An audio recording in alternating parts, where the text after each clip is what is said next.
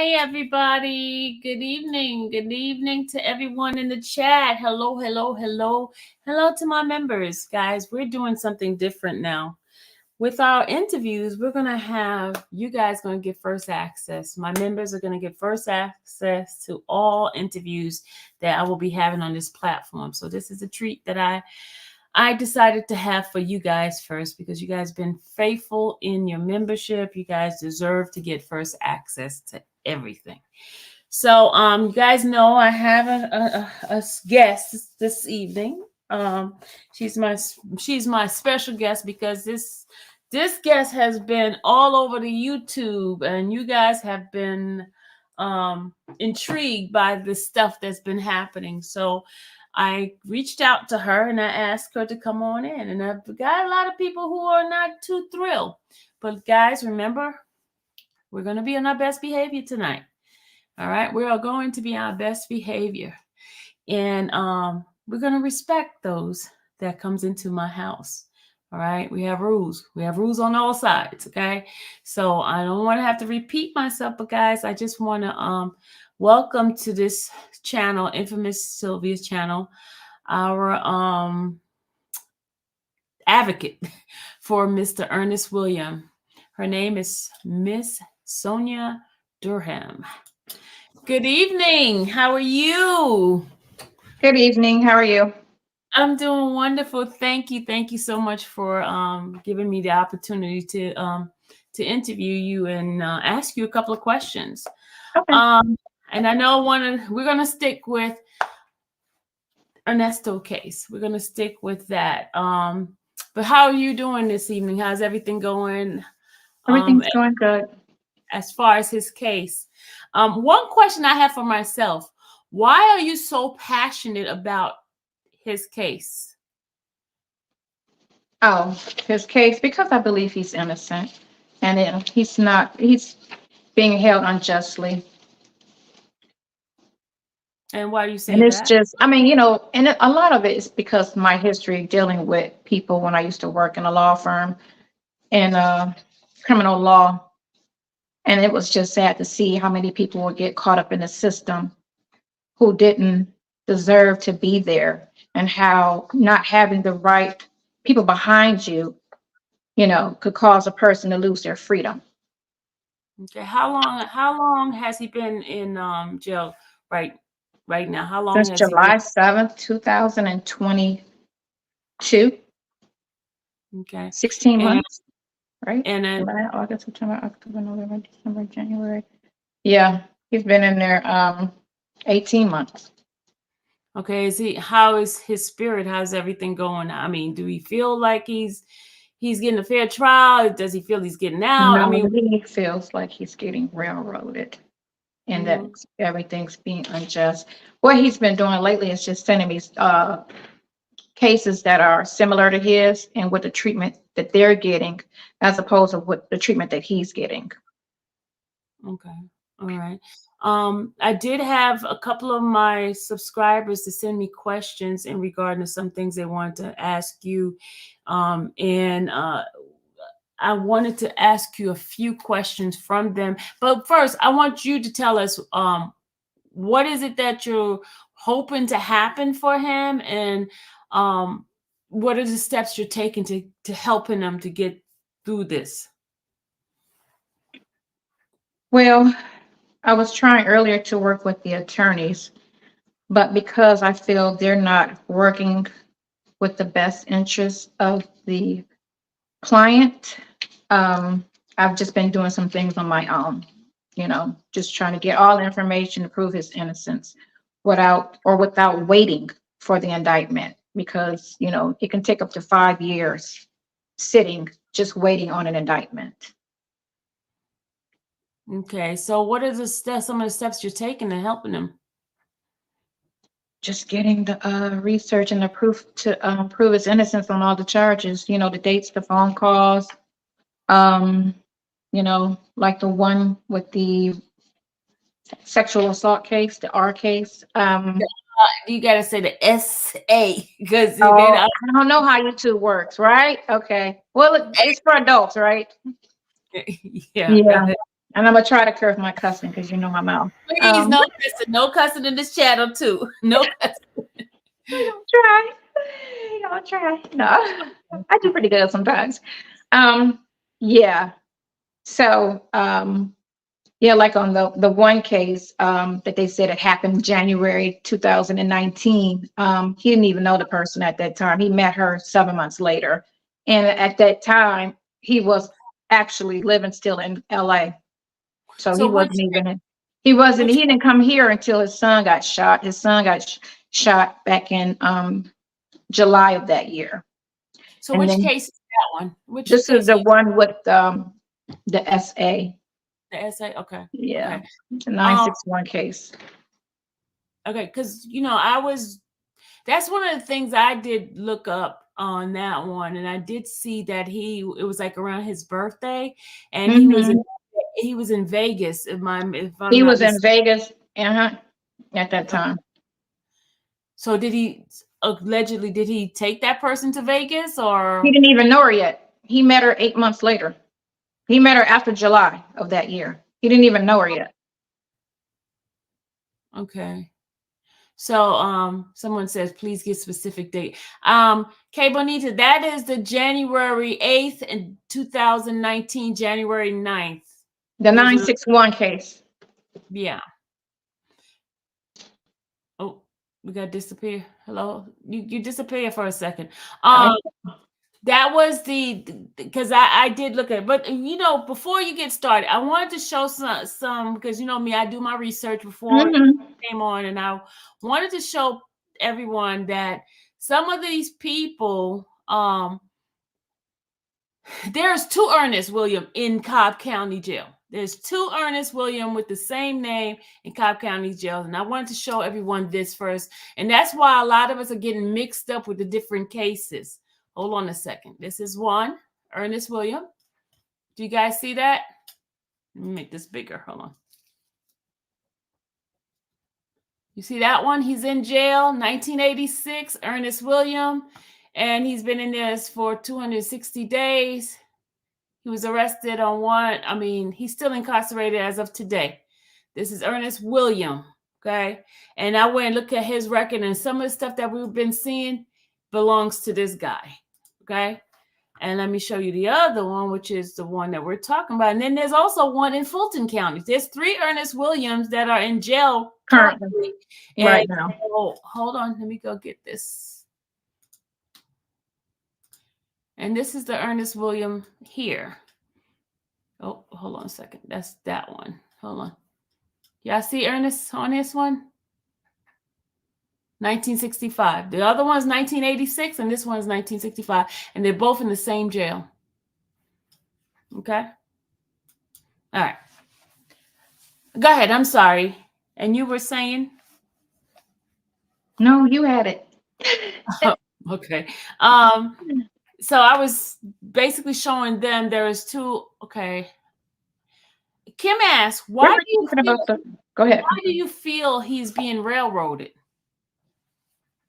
So his first attorney that he had when he initially got arrested said that it's something going on that's not right and that somebody's pissed off.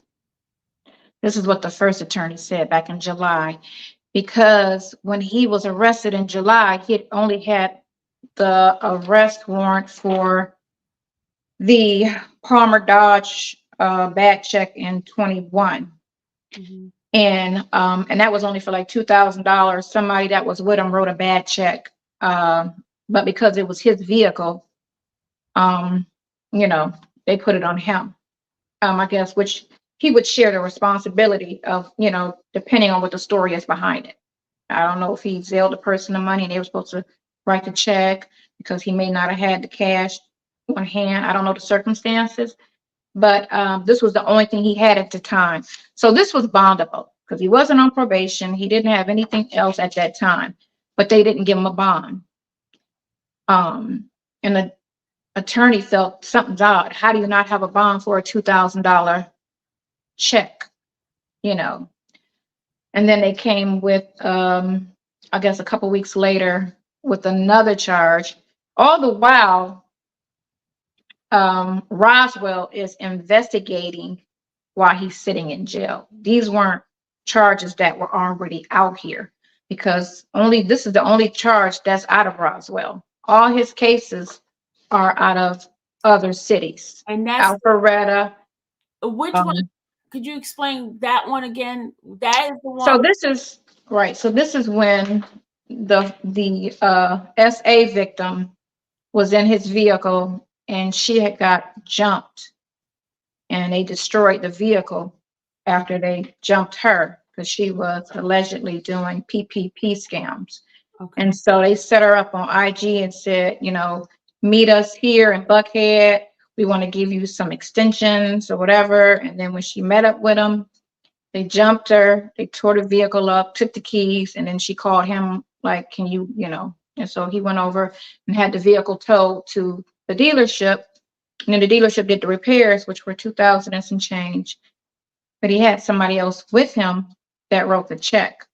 So why did he have the other person to write the check? I don't know. Okay. This is just going off what the warrant says. Again, he hasn't spoke on his defense because he can't, not till the charges come out. He's got to keep, you know. Okay, So this is just going off the warrant, this part. Now, I know what led to it because he did speak on that. That's what happened to the vehicle and why the vehicle went to the shop. The girl had it. which went first? Was it the house situation or was it this car situation? Which came first? This was before the house, before Roswell actually did the arrest. Okay, so going back to the very beginning of everything, Mhm. We don't know why Roswell came for them in the first place. Them being him and Erica, because that's where it initially started. They were saying on the news article that it was complaints of bad checks for repairs on the house. It's a rental property, so that doesn't make sense. Then they said again, it was credit repair. But only one case talks about credit repair with him. Now, I don't know what Erica gets, you know, what she's involved with. So I don't know how that, you know, came about. But credit repair, only one of his cases talk about. That's that Calvin guy, right? Yeah, Calvin. And that's the only one that talks about credit repair. And I should put my phone on Do Not Disturb. Yeah, and that was in 2020 of July. But again, that happened in Alpharetta. But Alpharetta police is not on this. It's Roswell. And so it's the jurisdiction is where it takes place, not your address. You know, so if you live in Hawaii, but you're in Cleveland committing crimes, Cleveland's who comes after you, not Hawaii. So, anyway, so they did that after the fact, after they interviewed everybody. And I feel like a lot of this is based on my opinion of things. Because he says he's never lived in that location. He's never met the landlord. He's never signed a lease. And he's never. And that's that 990 That address. 980 address. I thought 980 was Erica. 980 Pine. Hold on, let me tell you what that. Yeah, it was 980 Pine Grove Road, Roswell. And that was and it was rented under Black Heritage Radio Trust, Inc., which if you try to find it under the business section for Georgia, I don't know what y'all have, Secretary of State here. Each state is different. We have some biz in Florida. Never was listed. Can't find who owned it, anything about that company. I don't know what the process was, what the landlord did to even rent the place. But he said he never met the landlord, never lived there. So what is the landlord saying? I haven't reached out. So I reached out to the rental people who filed the eviction. Mm-hmm. They said they couldn't speak on it, that I would have to talk to him because I was trying to get a copy of the lease. Because I was trying to get the signatures and, you know, what information was off the lease. So what I have to do is either get my PI on this, because I have a PI that helps me, or give this to the investigator that works on the case. There's an investigator that works alongside Hannah, his other attorney. I just don't like, they come off like he's guilty and they're supposed to be defending him. So that's a problem that I have as well. So Hannah is coming off as Not Ernest. so much as Hannah, but when you talk to the investigator, I spoke to the investigator, he was coming off like he did it. And he didn't even have a conversation with him yet to even say, you know, well, did he admit to this? Where are you getting this from? Sometimes the mindset of people feel like, well, automatically if they're charged, they did it, or sometimes they just don't care, you know, about people, and they're just there to just get this off my desk. And I feel like it's a little bit of both, you know, they just don't care. And when you deal with people in their lives, whether it's health or freedom, you know, something that's very important, they should care, you know, but it's a lot, just like his attorney that was paid, the other attorney, he doesn't care. You know, he took the money and it's like he's working for the prosecutor. So basically the 990 and 980, he's stating that he never He never, ever lived there, leased it, met the landlord, made a deposit, paid any rent, had keys, any of that. So why was his car there? Why was his car? Erica said, okay, so he was moving from the Bent Creek address, him and her, and he needed a place to put his vehicle while they were in transition. Erica said, you can park your vehicles in my driveway. And that's why they were there. And so on the day that he got arrested, he happened to be going over there. He doesn't know where the police was at this point because he's not thinking anything. He went into his glove box, took something out the glove box, left, got back in his car because he was going to the DMV, and he needed something out of the glove box, out of one of the vehicles. And then as he was driving, he went to a commercial property that he was looking to lease or inquire about. And that's when the police pulled up behind him and said his name and everything. And he wasn't even in a vehicle registered to him. His vehicle was registered to his wife. So he's trying to figure out, how do you even know me? What vehicle was he in? He was in a white Ford dually pickup truck. So yeah, he was like, you know, what's going on? So they arrested him that way. That's how he initially got arrested. And at that point, like I said, he only had the one warrant, which was for the, let me see what day this was. Not even, he didn't even have this one. So which one was he? He didn't have this one because it says on July 18th, 2022, I spoke to Tammy Sexton of Financial Controller for Alpharetta Highway Palmer Dodge. So this came out even after the arrest. So what was he arrested for? Why did they stop him to arrest him? Yeah, it's got to be Calvin, because Calvin was the only warrant that had an older date on it. Calvin, yeah, Calvin's is in July of 20. So it had to be Calvin's situation. Is that the credit repair? Because his was received on May 10th, 2021. Pardon me? Is that the credit repair, the one that's a veteran? So yeah, he's saying that he made contact, confirm details of the, okay, so driving, Zelle payments, according to the payments, I searched the phones.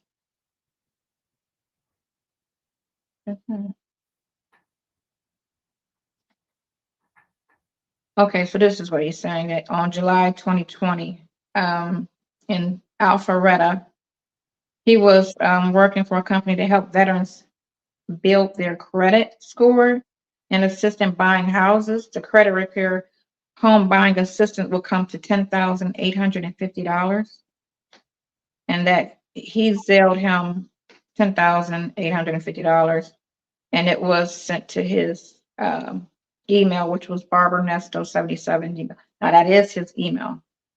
I would say that. Now, but here's the weird part about this. They used to work, or he used to work for him in his barbershop, so they know each other So very well. this But this Calvin person knows him. They know each other. they know each other very well. His son knows them. He knows them, like they know each other, know each other. But the way they put this, they said that he walked in like he said he was working for a company to help veterans. That's not true. And he knows them not to do that. And then also, um, when he said that he introduced himself, he said that his name was Ernesto Williamson. He spoke he and his partners, but did not provide a company name. So if a person, first of all, he knows his real name, because again, they know each other. And so he knows his name's not Ernesto Williamson. So you don't. Um, So you don't believe he basically took this man's money? Now they don't show on here like they do on the other ones that they went and verified that the money was actually done. And again, like because they're one-sided, you need both sides to understand what happened or something to support what he's saying. Because when you see some inconsistencies, like the way he said this, he made it seem like a guy off the streets just came in and started speaking to me, and I gave him $10,000 and he didn't do what he was supposed to do. But that's not the case, because they know each other. Like your coworkers, you know your coworkers. You know, if you worked with them for a year, you know them. You might not never been to their house, but you know that's Lisa Johnson. You get me? I've worked with her for 6 months, a year, or whatever. So with this one,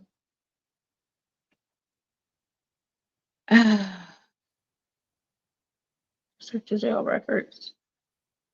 The court order was emailed to Zelle. I am waiting. So they didn't even receive the Zelle information yet. And again, Sorry. yeah. Hold on a second. I'm kind of asking this question from Melodic Mermaid. It says it sounds like all hearsay. How can Sonia validate anything if she wasn't there? She merely going off what Nesso told her. So how can you validate something? So go ahead. So again, like I said, I only know one side. I don't even know his side. All I know is one thing he did say about this case is that he knows the guy personally. Okay. This makes it seem like they don't know each other at all. Okay. That's where it seems like it's a problem, because the guy didn't say, I know him because we work together. He's saying the guy just walked in his business and sold him a dream, you know, and gave him this name when he in fact knows his real name and he knows him. So I'm saying inconsistency in this side of it is saying things that don't make sense, that don't add up. So his son even told me before he told me that they know him personally. So they were working together, and so they worked at a barbershop together. He has several barbershops. Now I don't know if he worked for Ernest or if they just was in a barbershop, because remember Ernest had owned several barbershops before. So I don't know if this was one of his employees, but the son did say that this was somebody that worked in the barbershop with him, and that they know each other very well. So you don't think he actually took his money or anything like that? Now, again, it's one-sided, and he could have gave him money. Okay. But it's just one-sided right now. I don't know if from 2020 till a year later that he got the money back, you know, or if it was for something else. Like, I don't know that part of it. I just know with the way this reads, it reads wrong by, you know, the nature of the relationship and how he's saying things, you know, and then picked them out of a lineup, you know, and 300% lineup was attached. I contacted with a negative contact. The phone number went straight to voicemail, and that was in 2021 of May. Okay, Bonita says 2 veterans involved. I don't think it was 2 veterans involved. I didn't read 2 veterans. 2 veterans involved in this? No, the only thing that says about veterans is that that he was supposed to be helping veterans build their credit score. But I don't know if this Calvin person is a veteran. It did say that Calvin was a veteran. It did say that, but I don't remember 2 veterans. There's only one person that's mentioned on this. That's it. Okay. I guess most of the question is, if you don't know the whole everything that's behind it, why take one side? Mhm. Why what? Why take one side and not, get the whole picture of everything that's happening? Well, again, this is just the side that the Justice Department is offering, Mhm. Fulton County. Mhm. And he is strongly saying I'm innocent. I didn't do that. And that's not how that played out, but I can't specifically say right now. I can only say that that's not how it played out, Okay. and because he's not indicted, and he hasn't went to court on it, can't really speak, but he can only say so much. Because again, they can twist things and it's just, I understand why he cannot speak. I've seen it happen where you speak your truth and it makes you innocent, but they still twist it around and it ends up hurting you. So I understand why. Do not say anything, Okay. on that one. Okay. Jeanette asked, will you be, let me see. You did say he's innocent. You believe he's innocent of all. Do you believe he's innocent of all charges or just some? Criminally, yes. Now, I spoke before about the situations with the 2 girls, the teacher and the realtor. Okay. And Can I said, explain that one, because everybody's is upset because they're saying that you victim shame. victim shamed. Mm-hmm. I didn't victim shame them. Mm-hmm. I feel like how the situations went about, I feel like it was a relationship that was personal. It didn't go accordingly. And, in some situations, a lot of women want back what they gave. So, and that's fine. You can ask for anything back. Or if he was given money to buy apples and he came back with oranges, you know what I'm saying? And they want their money back because he didn't direct the money where he said he was going to direct it. I feel like that's civil. I don't feel like that's criminal. So Because even like with the credit card, exactly. the person, I'm just saying, she asked for him to go get Appliances. It was supposed to be appliances for her kitchen. Mm-hmm. So she gave him the credit card to use, but he used it for something else. That's what you're saying? He used it for a trailer, I want to say. I think it was a trailer. But then that's theft. Then if he's supposed to be buying an appliance and then he goes and buys a trailer, it's not what she asked for. That means. So I get what you're saying, but like I said, on the other live, it's no different from any woman in a relationship with a man, and she asks for money for one thing, and she knows it's for something else. It's the same situation. So is that criminal too? If I ask a man, say I need $3,000, for a bill, but I don't. I want to go buy some shoes and a bag and pay for this plane ticket. But he gives me the money thinking he's paying my rent. Is that criminal because I lied to him and told him I needed for this, but I actually directed the money for that? But if you took his credit card and you buy something else, then I mean, it's the same thing. The credit card is the same thing. But the thing with the credit card is it happened in December. She got the bill in January. She didn't report it to be an issue till August. So if it was an issue, it should have been an issue in January when she got the bill. So it happened It happened in December. Okay. She got the bill in January because it only takes 30 days for the bill to come. Mm-hmm. Say if she's not using her phone, because we can look on our phone and see what's being charged, and some people have notifications of things. So if she sees that in December he bought this instead of that, which she would know because he didn't show up with it. She should have had it within 3 days if it was appliances. It doesn't take, or a week, let's say a week, for it to deliver. Do me a favor. Read the actual warrant on that one, because a couple of people are saying something different, and I just want you to read it and see exactly what it says so we can get a full understanding. What are they saying? They're saying that it's something totally different from what you're saying. So we just want to make sure it's the right one. You know what? Let me go get my folder with all my stuff on it. Hold on a second. 'Cause All right. I have itemized. You might be better organized than me. I get it. My kitchen is my office right now.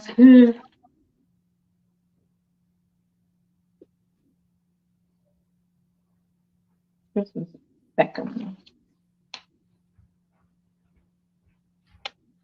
Okay,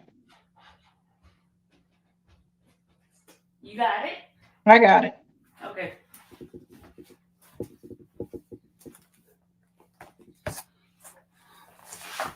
Go ahead. He purchased a trailer for $9,000. Wait a minute. That's different.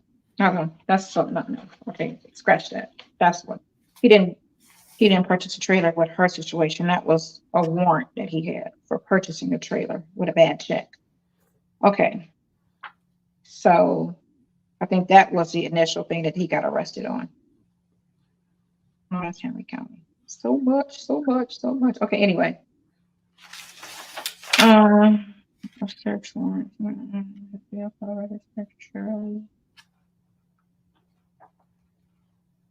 If you go to So it's saying that he was arrested on an outstanding warrant of theft by deception. And I want to say that was Calvin, because it happened in May of 21.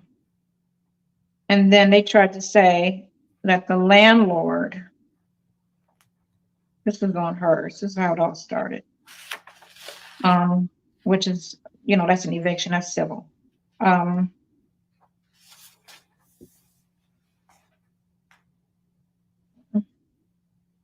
so did you get the one with the purchase? Because I have it here. Okay, so this one says, okay, they met. Melanie Scretchum, right? No, yeah, right? Yeah. Melanie? Oh, yeah, because the other girl is Beckham. Right, okay, so yeah, they met in August of 22. No, that's when they interviewed her, I'm sorry. They met September 2021, right? Mm-hmm. So we were talking about, if you go to item number 18, this is the item number 18. Yeah, start from there and then read that. And then Okay, yeah, December. Okay, Williams stated that he needed to Chevy dealer to ask about a Tahoe. Right, on update, Scratchen said that she and Williams started planning a trip to take during Christmas break. That's a relationship, right? During this call, Williams stated to Scranton that he would be able to pay her debt off for her and that Dominique would bring the money via check. The money was never brought. William also said to Scranton that she needs to renovate her kitchen, right, and appliances, right. That's what the credit card was for, right? The appliances. So on that same day, December 1st, he charged $2,000 to an auto precinct auto on her MasterCard. He purchased multiple vehicles at this location. Search warrant, right, for record procedure precinct 1, a scrap piece of paper, right. So he bought something at a dealership or some type of car, right? Same day, First Federal, made a purchase at Laura's truck in the amount of $1,017. Exactly, right? So that's December 1st.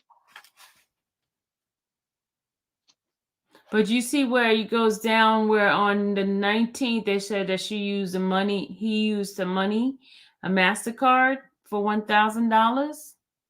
I see that. I see the $1,017, that one. Yeah. Yep. And then again on the 4th.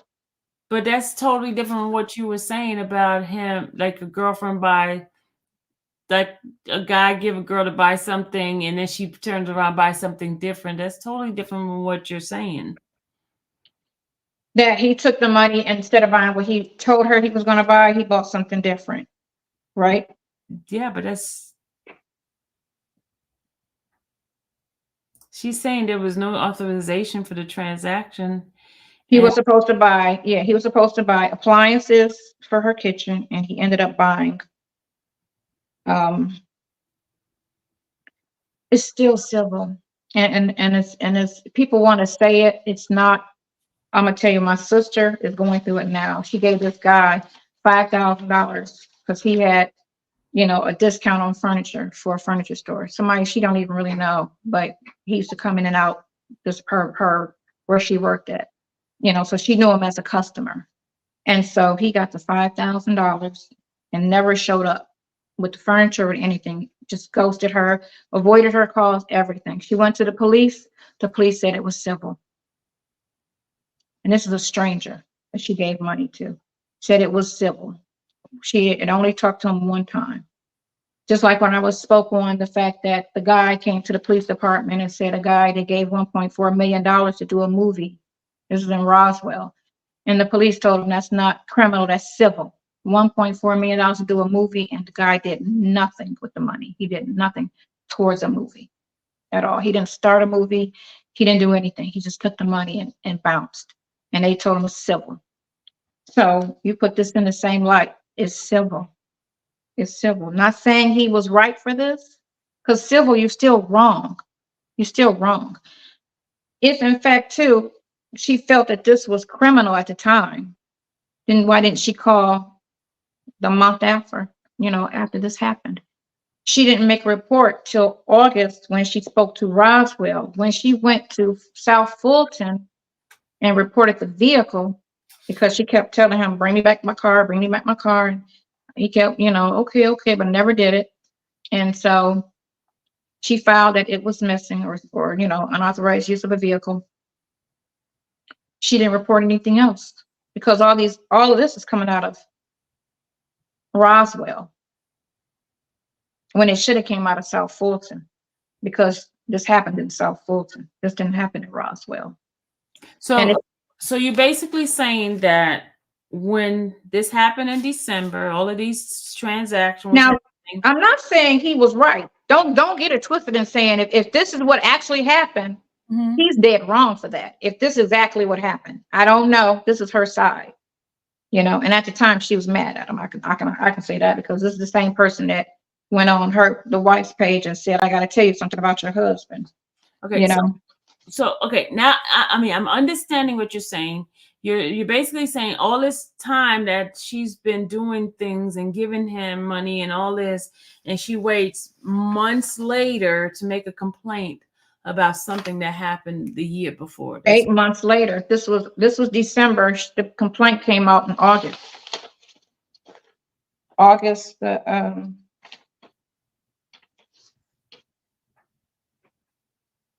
But she kept giving him money because that's what. And she kept giving him money after the fact too. Like this, it wasn't a one-time thing. So it was August the 15th is when they came to her. August the 30th is when she went down and met with somebody and spoke on it. So that was 9 months later, because August 30th and this happened December 1st. So that's almost like 1 day short of 9 months. So I feel like if anything, you would have gave them 30 days and something would have been filed in February.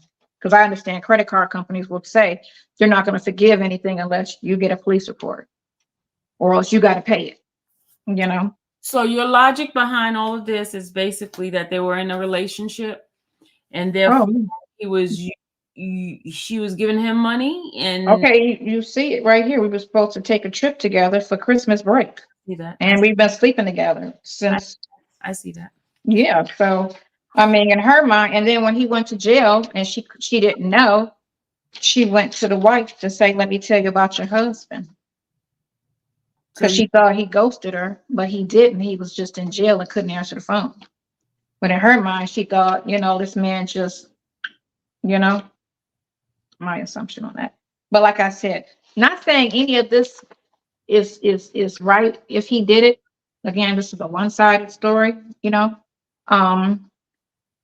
I don't know what he gave her or what he did for her, Okay. Someone just said they don't care how long it took. He stole the money from her. Okay, so it was misdirected. Let's say that. I don't think you would call it stole, because to steal it, she would have to be unaware. And if she felt, the thing of it is, if she felt it was stolen, she should have felt it was stolen immediately. That's what I'm saying. If I'm with somebody and they do something to me on Tuesday, I'm not going to wait till Tuesday the following year to say, okay, now I'm going to do something to you because this, that, and the other. I'm going to take action right then and there. I'm not going to wait a year or 10 months or 7 months. Why was it so long before she made anything? If you're trying to say it was a crime, because that's the debate, to say, oh, this is criminal instead of civil. I feel very strongly that it's civil. 5 people have agreed with me because I know that I have personal ties to this person. So sometimes a person don't think clearly. So I spoke to a prosecutor, a detective, a police department, and a police officer, and I talked to a couple attorneys, and they all said it's civil. So it's not just me saying it, because of course I am emotionally involved in the case because I care about the person. So I'm always think a little bit, you know, for him, you know what I'm saying? But to be fair, that's why I asked a couple of people who were not involved in the situation, and they both agreed that it was civil and it was not criminal. If he had taken the money without her knowledge, went in her wallet and took her card and used it, then you could say that's criminal. I got you. Even though he took it and bought apples instead of oranges, he's wrong, but he's civilly wrong. Okay, I got what you It's gave him people permission. hate that sometimes, but it's just what it is. Just like I said, what my sister is going through, her situation, same thing. But they told her, and she didn't even really know the dude. You know what I'm saying? She had to get a PI and everything because she didn't know him other than the customer. And they was like, it's civil. He took all her money. He lied to her, said he was going to do this, that, and the other. He took her money and ran with it. And that should be criminal. You would think that's criminal. But they said because you gave him, the money for a business transaction or whatever the case may be, and because he didn't follow through with his end, he kept your money and avoided the cost, it's civil. I have a client that right before I quit the law firm, same thing. He gave this guy $50,000. Guy said, I can turn it into $1 million in 6 months. Never did it. Okay. So No, I guess Love Known of Creation says Judge Judy would have told them, ladies, sorry about your luck. I mean, the thing of it is, if you want your money, it's civil. And so that's not victim shaming them. That's just saying because of the circumstances around the situation, it turns into a civil situation instead of a criminal. If he was in her purse without her knowledge, criminal. If he snatched it and ran with it, criminal. You know what I'm saying? Because it was without knowledge. But because she knowingly gave it to him, even though he misdirected the money, it's still civil. It's like with the movie. The guy took that $1 million and he misdirected the money, and it's civil. So Now, when you do it over and over and over again, then it can become criminal, like with the guys going through with DJ Envy in New York, because it was business, but he did it over and over and over the same thing, and they turned it into a crime. But he's been doing this to this lady over and over and over again. So wouldn't it then be criminal? The thing with this is, you don't know the full story. That's the thing. You don't know when he got the money. Somebody disagree with you. They say in the state of Virginia, what she is saying is fact. Okay. Yes, it's fact. I'm telling you. Okay. People don't want to hear that because they want to, go to jail. I mean, he's been in jail to serve the time for this by now anyway. So time served on this. But still, and it's probationable. But okay. It's get your money back. It's sue them and get your money. Hold on a second. Tabitha, listen, we're not doing the name calling in here, please. That was one of the rules. No name calling in here, please. Somebody remove that. Mods, remove that statement. Let's be civil here. Let's not name call. Let's not do that. Go ahead. I'm sorry. Let's keep it cute, guys. Let's not do the name calling. We could disagree, but we do not do the name calling. Okay, go ahead. I'm sorry. Oh, no, I was just saying, it's not saying that, he wasn't, wrong if you go by this and say this is exactly what happened, you know, I would say definitely if this is what happened, that's wrong. But I just feel like it's civil. I can't say that it's a crime. And again, it's only half the story. It's not the whole story. But Sometimes, a lot of times, what women do when they're upset and they want to talk about somebody, they only say the specific things that make him look bad and not the whole story. So this is just everything that she did for him. This is not saying, okay, well, I gave him 5,000, but he gave me this, and you know what I'm saying, and da da da da da. He gave her a vehicle for 2 months because her vehicle was broken down. He was picking her and her son up. He was staying the night. Like it was a whole relationship. You know, okay, so you know, so, but don't you think with all of this stuff that's packing on to this here, there's something he may be guilty of? that's what I said. Like you could say if this is true, then he's civilly guilty of this. It's not necessarily have to be a crime. It's still wrong. But I feel like if this is true with him and this girl and him and the other girl, I feel like yes, he's civilly wrong for that. I wouldn't say criminally because of the nature of the situation doesn't make it a crime. They'd have to prove that it was some type of criminal intent. But like I said, what about him this is the thing, because this is what they tried to argue in court. She tried to say that he went after her and used the whole, my wife's a celebrity to try to impress her because, he told her he was married in the very beginning before anything popped off between them. He did tell her he was married.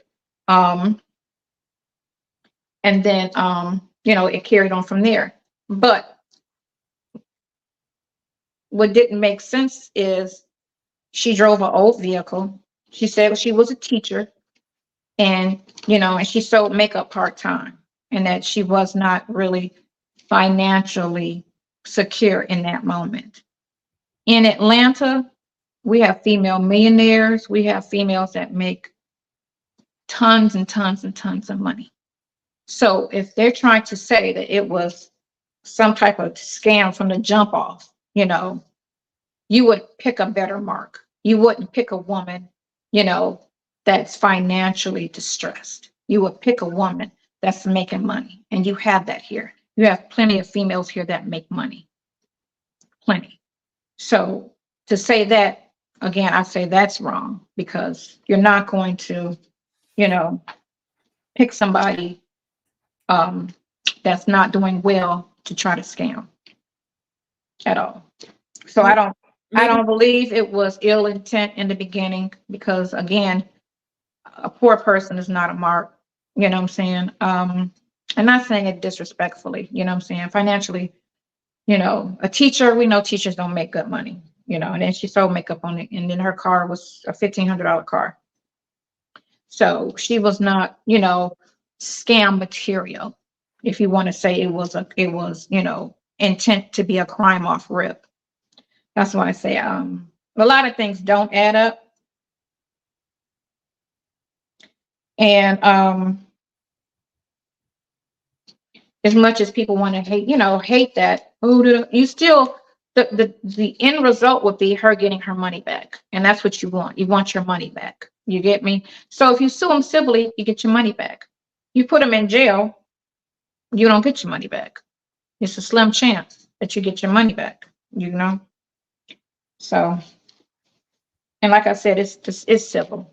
It's civil. They don't want to hear that. It's not against the victims or the people involved. It's just the nature of the situation. Okay, it makes it civil. The rental situation, civil, right?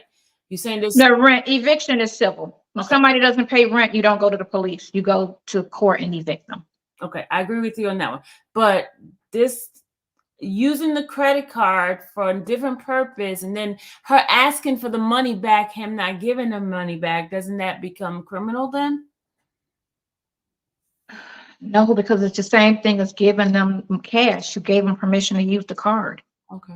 Okay. She gave him the card, so she gave him permission to use the card. Now, again, he went and did something he had no business doing. He is civilly wrong. I need my money back, you know? Okay. All right. But again, you got to look at it was like an 8-month, 9-month relationship. It was not no 30-day situation where he was just in it and out. He was with her for a long time. You know, she drove his vehicle for 2 months. So he was doing things for her. He was picking her up, taking her to work when her car was broke down. He was staying the night with her. So it was, and this is only a portion of what she's just saying. This is not the full story from when he opens his mouth. Now, this goes to court, was, going to trial. She's going on the stand and she's got to, say whatever is whatever, you know? She's saying here that she didn't give him the card. He wrote the card number down and that was found in his belonging. She didn't give him the card? She said herself, Big Swan, she said herself that he went to go buy the stuff with her credit card. She said it. She said it in They talked about the credit card because he asked her what was left on it and to raise the limit. So she knew about the credit card. She did. She knew because he asked her about raising the limit and this was this and go do that. And she was like, no, or yes, or something to that effect. But they talked about the credit card. She raised the credit limit. She asked for a raise of credit. That's how he was supposed to be buying the thing at BrandSmart. Mm-hmm. And but I think he did write the credit card number down on a piece of paper. He did do that, but it did talk about her. She did say in her statement that he had called and asked her about raising her credit limit. Yeah. Okay. I mean, it's civil. She wanted her money back. Yeah, it's wrong if this is exactly what happened. He's wrong for it. I'm not saying he's right.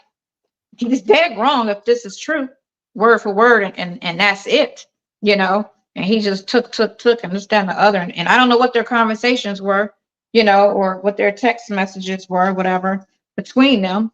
Because, again, I didn't find out about this until he was in jail. So. Okay, Bonita asks, okay, but in the case in Georgia, what's different does it make? Hold on. What difference does it make because he's in a criminal jail? Well, I guess that's not a question, it's more of a statement. Okay, all right, so are we ready to move on to that? Because I think this one here is kind of like, I understand where you're coming from, and when you're saying that there was things given throughout this relationship and things wasn't done right. So now she couldn't find him and she contacted the wife, right?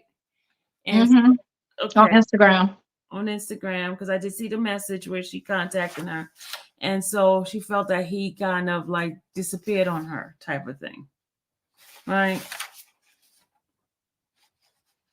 And this is the one that's in, do Corel have this one or is it Hannah that has this case? Hannah has this one. Hannah has her. Corel only has right now the Erica cases. Okay. And he had the Calvin case and the Erica case. That's what he has. Okay.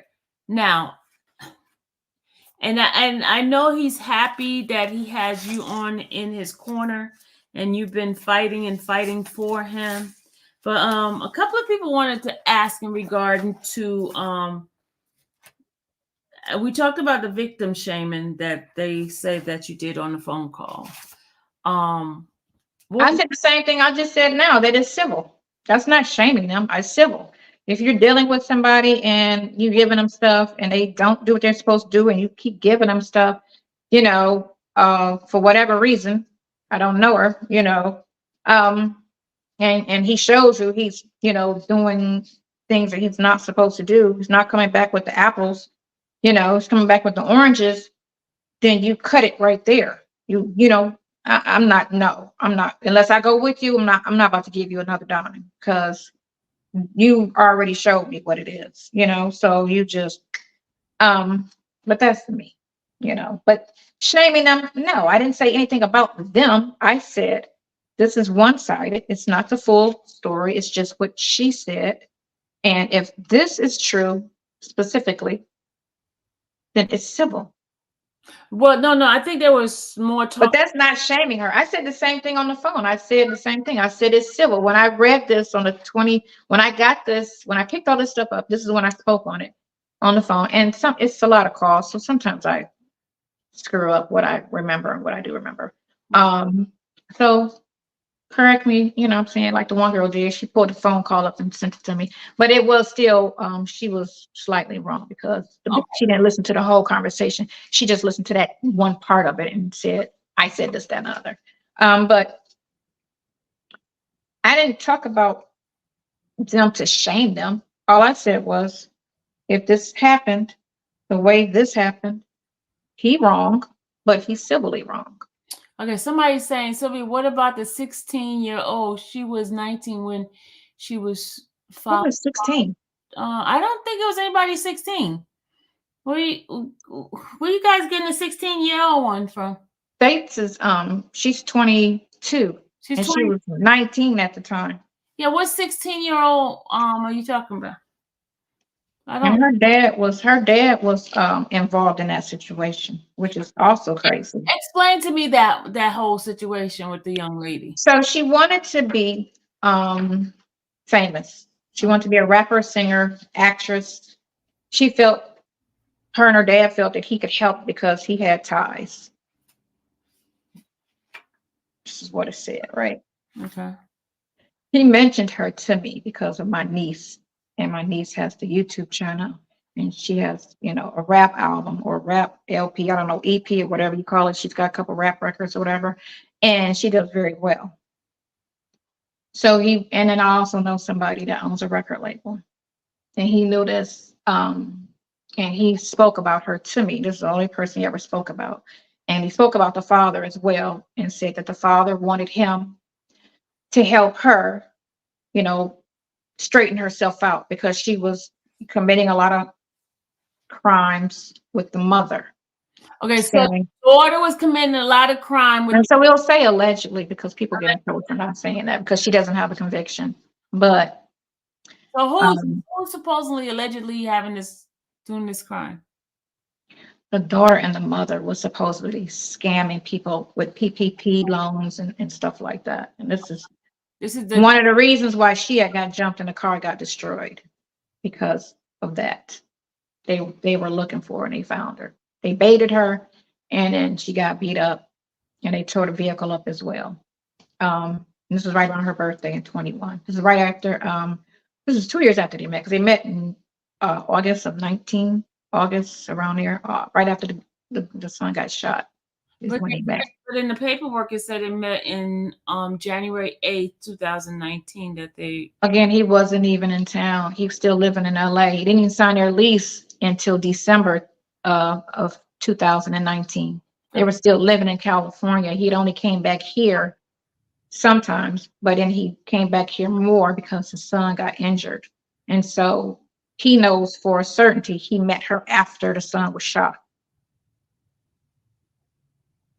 And even the son told me that he didn't even meet that girl until after he was shot, because that's when he spoke about the girl and the situation to him was in late summer of 19. So January of 19, he didn't even know her at all. So he didn't know her because I myself, when I was looking, and I did see, because I mentioned to a couple of people that when I was doing this, that it showed that he was in Vegas that same day in that year. So I was trying to figure out, and somebody said, "Oh, you could post something later," but it looked like it was live when I saw. It was a live feed. But yeah, he was in California, Vegas. Because, you know, they got the anniversary is the same day as his birthday, which was the day after, which was the 9th. Grown Woman Vibe says, how is it that she knows more about Ernest than Shirley? Next question. Oh, okay. No dog in this fight, but Sonia has stated that she's referring to the legal document. Okay. All right.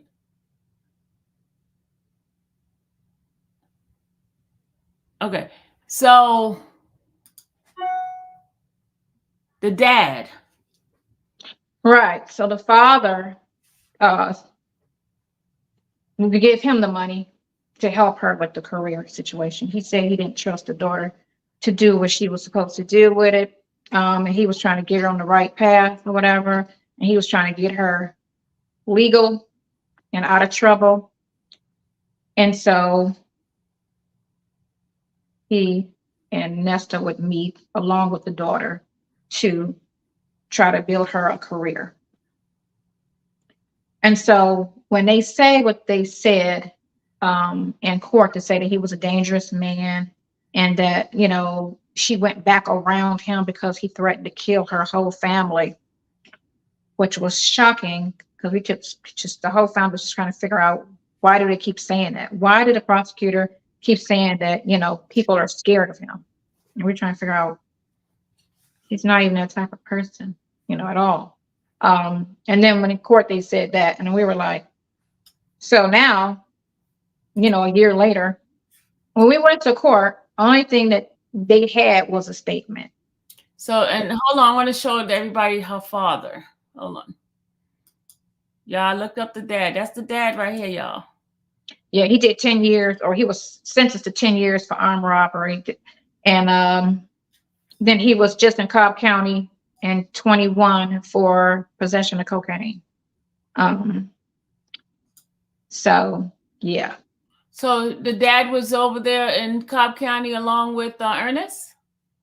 No, he was 21. Ernest didn't go over there till 22, 23 is when he went to Cobb County. Is that where they met? No. Okay. No. I don't know specifically how they met.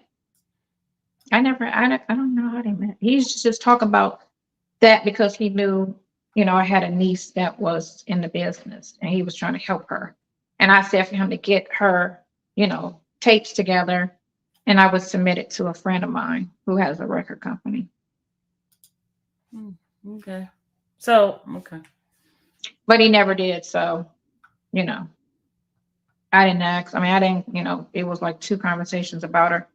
So I could say, you know, the attempt was made. It just didn't follow through for whatever reason. I never, you know, asked what's going on with it.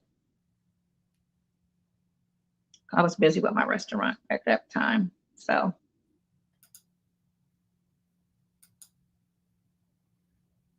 Okay. How does she know what kind of person he is if she only met him for 5 times? Okay. They're asking about Ernesto. Okay. What kind of person he is? Yeah. He's a very nice person. Well, I'll have what's the name speak on his character because he's known him for 32 years. So yeah, we're having an interview with Jerry. Jerry has agreed to do an interview with you because he's watched several of the bloggers, and he said out of everybody, you were the most godliest and respectful. You didn't come off messy. So he said he will talk to you. Okay, tell him I'll be ready to set it up. I agree, Sylvia. Do not allow Sonia to be biased in answering question based on upon whom asked the question. Okay. Okay, guys, remember I said I was going to focus on the case. They keep asking the other questions. They keep asking them other questions. They can't help but to. And that's so weird because that's irrelevant at this point. Do you want to answer those questions? Because I said I was going to ask them, and I'll let you know if I'm answering them. But yeah, go ahead. You can ask whatever you want to ask. Okay, y'all ready? Because that's what they want to do anyways. Go there straight to the. All right, we'll ask this question. They don't care about the legal part of it. They want to hear about the other stuff. Before I even start asking those other questions, Ernest is get ready to have his bond hearing. Are you going to be there? Oh no, it's Leah. It's yeah. Okay. Yeah, so it's in the evening, so you won't even be there because the judge is going to be at home doing this. So y'all had this earning desire to ask this woman these questions. I wanted to stay away from it, but y'all keep stop listening to them phone calls. How about that? They need better television out here. That's what it is. I blame it on TV. Pardon me? First question they want to know is, okay, here we go. Why didn't he give the money to the teacher? Why didn't he give the money back to the teacher? I don't know that answer. She doesn't. Because I've only heard of this since he was locked up, so he can't talk about anything. Just certain things he could speak on, but he definitely did not speak on the narrative of the relationship. If he did anything for her, he didn't deny sleeping with her. You know, I didn't ask the question. I just read the warrant to him. But again, like when did I say that was? July 20th. If you listen to the July 20th phone call, that's when I'm reading the warrants to him. And so that's when you'll hear whatever he says about them, which is much of nothing. Because I always tell him, don't respond. Just listen. So, because he's not allowed to talk about his defense. Okay. So, certainly so. So the warrants are not correct when it comes to Nesto alleged crimes, but they're correct enough to speak on because Sonia only knows about this from the warrants. Okay. That's just a statement. Are you working for the prosecution, Sonia? What? Why would I be working for the prosecution? That's to put them in jail, not to keep them out. Does she mean defense attorneys? Okay. Lovelace asks, what happened to her phone calls recording? Why is she no longer posting calls? Who's not posting? Oh, me? Yeah. I got a couple of them, but I kind of didn't post any recently. I got one from yesterday, day before yesterday. Because I was really trying to get away from that. And they're not juicy. I mean, they're boring. Yeah, they feel right. The one girl even said that the couple that I posted, she was like, "Oh, it's so boring." I said, "Yeah, that's where we're at right now. Everything's boring." First of all, it's such an old situation at this point. We sometimes talk long and depth about things, but for the most part, no. How's your day? World news. Okay. Unida says, what do you have against Sheridan? I don't know Sheridan have anything against her. And the only thing I do is repeat what was said. I don't know her to say anything about her other than just repeating what was already said about her in a situation.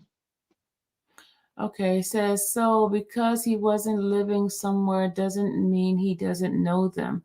I don't live in Georgia, but I go there, talk to people, and come back home. Okay, she made a statement. Okay. So what does she mean by that? To know who? What is she talking about? To know who? I'm not sure. These things are in behind, so I really don't know what. Is she talking about Erica? That'll be the only person that he knows, but he don't know. He knows her, but it's not a ongoing every day, every week type of knowledge thing because he was unaware of all the names she's had. He only knew her as King, but he didn't know about the other names. But what about when she went to the court and said her name was April Holloway? And I can't talk about it, but he said that because I was saying some things and he was like, yeah, along that line. Okay. She sold it to him. And so I guess he was under the pretense that she was. This is the thing. The only time he's ever been in court other than some civil stuff, and he's not the most educated person when it comes to that. Mm-hmm. His charges from his court was from 1990.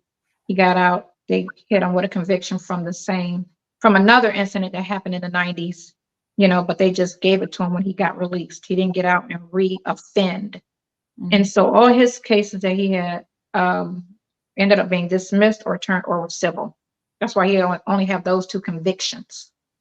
And those are from incidents that happened in the 90s when he was in his 20s. And it's common for people to operate wrong and not know how wrong, they're operating, especially when you have a record. It makes certain situations turn another way because you have a record. It can turn a civil situation into a criminal situation. But if you look at it with this, it's that. But again, what 2 of the attorneys told me is the intent was criminal. And if certain other things were done, then it would have turned that situation that I said is civil into a crime. But because of how it went, they both said it's civil along with me. Again, I got opinions on it that, of people who were not emotionally involved. Okay. All right. The next question says, what a nice person. What? He has called Shirley's daughter the B word, then spoke to her in the next breath, asking Shirley how she's doing. I can't speak on that. I've never been around them to know what. All I know is what several people said in that circle about her, and then listening to what the wife said about her over the phone, and then him listening to the calls. Okay. Other than that, I just knew generally that he wasn't going around the house because they didn't get along. And so he said, that's her daughter. I'm going to step away. Okay. So please ask her, what's the knowledge of the blood contract? I don't know nothing about that. That was said in court again, like some other things that was said in court that was blatant lies. So speaking of things that was recorded, that affidavit, that supposedly that letter from that she said she didn't sign and she didn't know nothing about it. She said she didn't know anything about it, but the affidavit was just saying that, if he gets released, that he is going home with me and I want him released. Da, da, da, da, da, da. It was just trying to support the bond. And he was, if he made bond in that moment, supposed to go home, everything written. Now, I never asked the attorney because me and him fell out back in January. So I don't know why he did what he did, but he told me, she said she didn't know about it and she didn't sign it. And that's just him saying it to me about it. So then, because I felt like that was the thing that leaked everything by putting affidavit of Shirley Strawberry when he could have just put affidavit in support, and left it like that. And the body of it would have spoke. He didn't have to file it with her name on it. And then saying that didn't make it known anyway, because the courts, it could have been, affidavit of spouse, and they would have known it's the wife. But by putting her name out there, the judge didn't know at that moment, who she was to him. It just, so he didn't need to do that. And he was supposed to keep everything discreet as possible. But again, like I said, me and him had fell out and I felt he was being messy after that. But if she's saying she did not sign it. Right. Then who signed it? And he didn't know about it. So it wasn't nothing that he had a part of because he didn't even know anything about the affidavit at all. Okay. How did the young lady get the teacher's car? So she gave him the car to sell. And from that, the girl had it. And the girl's aunt, because the girl aunt was arrested in the car because it was reported stolen or unlawful use of vehicle. I don't know which of the two. It's really unlawful use of vehicle because she gave it to him and she wanted it back. He didn't return it. So it's unlawful use of vehicle because it's not considered stolen at that point because you did give them the vehicle, but I want my vehicle back. So it's unlawful use of a vehicle. But in the paperwork, they call. I know how they put it, but it's wrong. It's unlawful use. That's her grandmother, and it's not her grandmother. It's not the grandmother. It's the aunt. Because I saw. Listen, a lot of the paperwork is wrong. Yeah, I'm just saying. Media is her. She's saying my niece, my niece, my niece, my niece. Yeah, it's the aunt. It's the aunt. But in the paperwork, it says grandmother. I got it on my text because I got the text when she got arrested because he asked for some legal help on that, and he sent me the situation. Yeah. But I think it was I think he said aunt as well. Because right here it says that she was in Dominican Republic. This is she wasn't. She wasn't. She was there. It says LT, which is Lilani, was identified as the granddaughter. Through the interview, whatever her last name is, she was in Dominican Republic, and she was told by William that he had paid the car off for her to get. So this paperwork does not match the relationship with her, with the lady. So no, nothing's really matched up. Like I said, a lot of the stuff is kind of off. But no, she wasn't in the Dominican Republic. He said to me this week that she was right there when all that was going down. She wasn't out of town. She was there. So this is one error I found myself in this paperwork.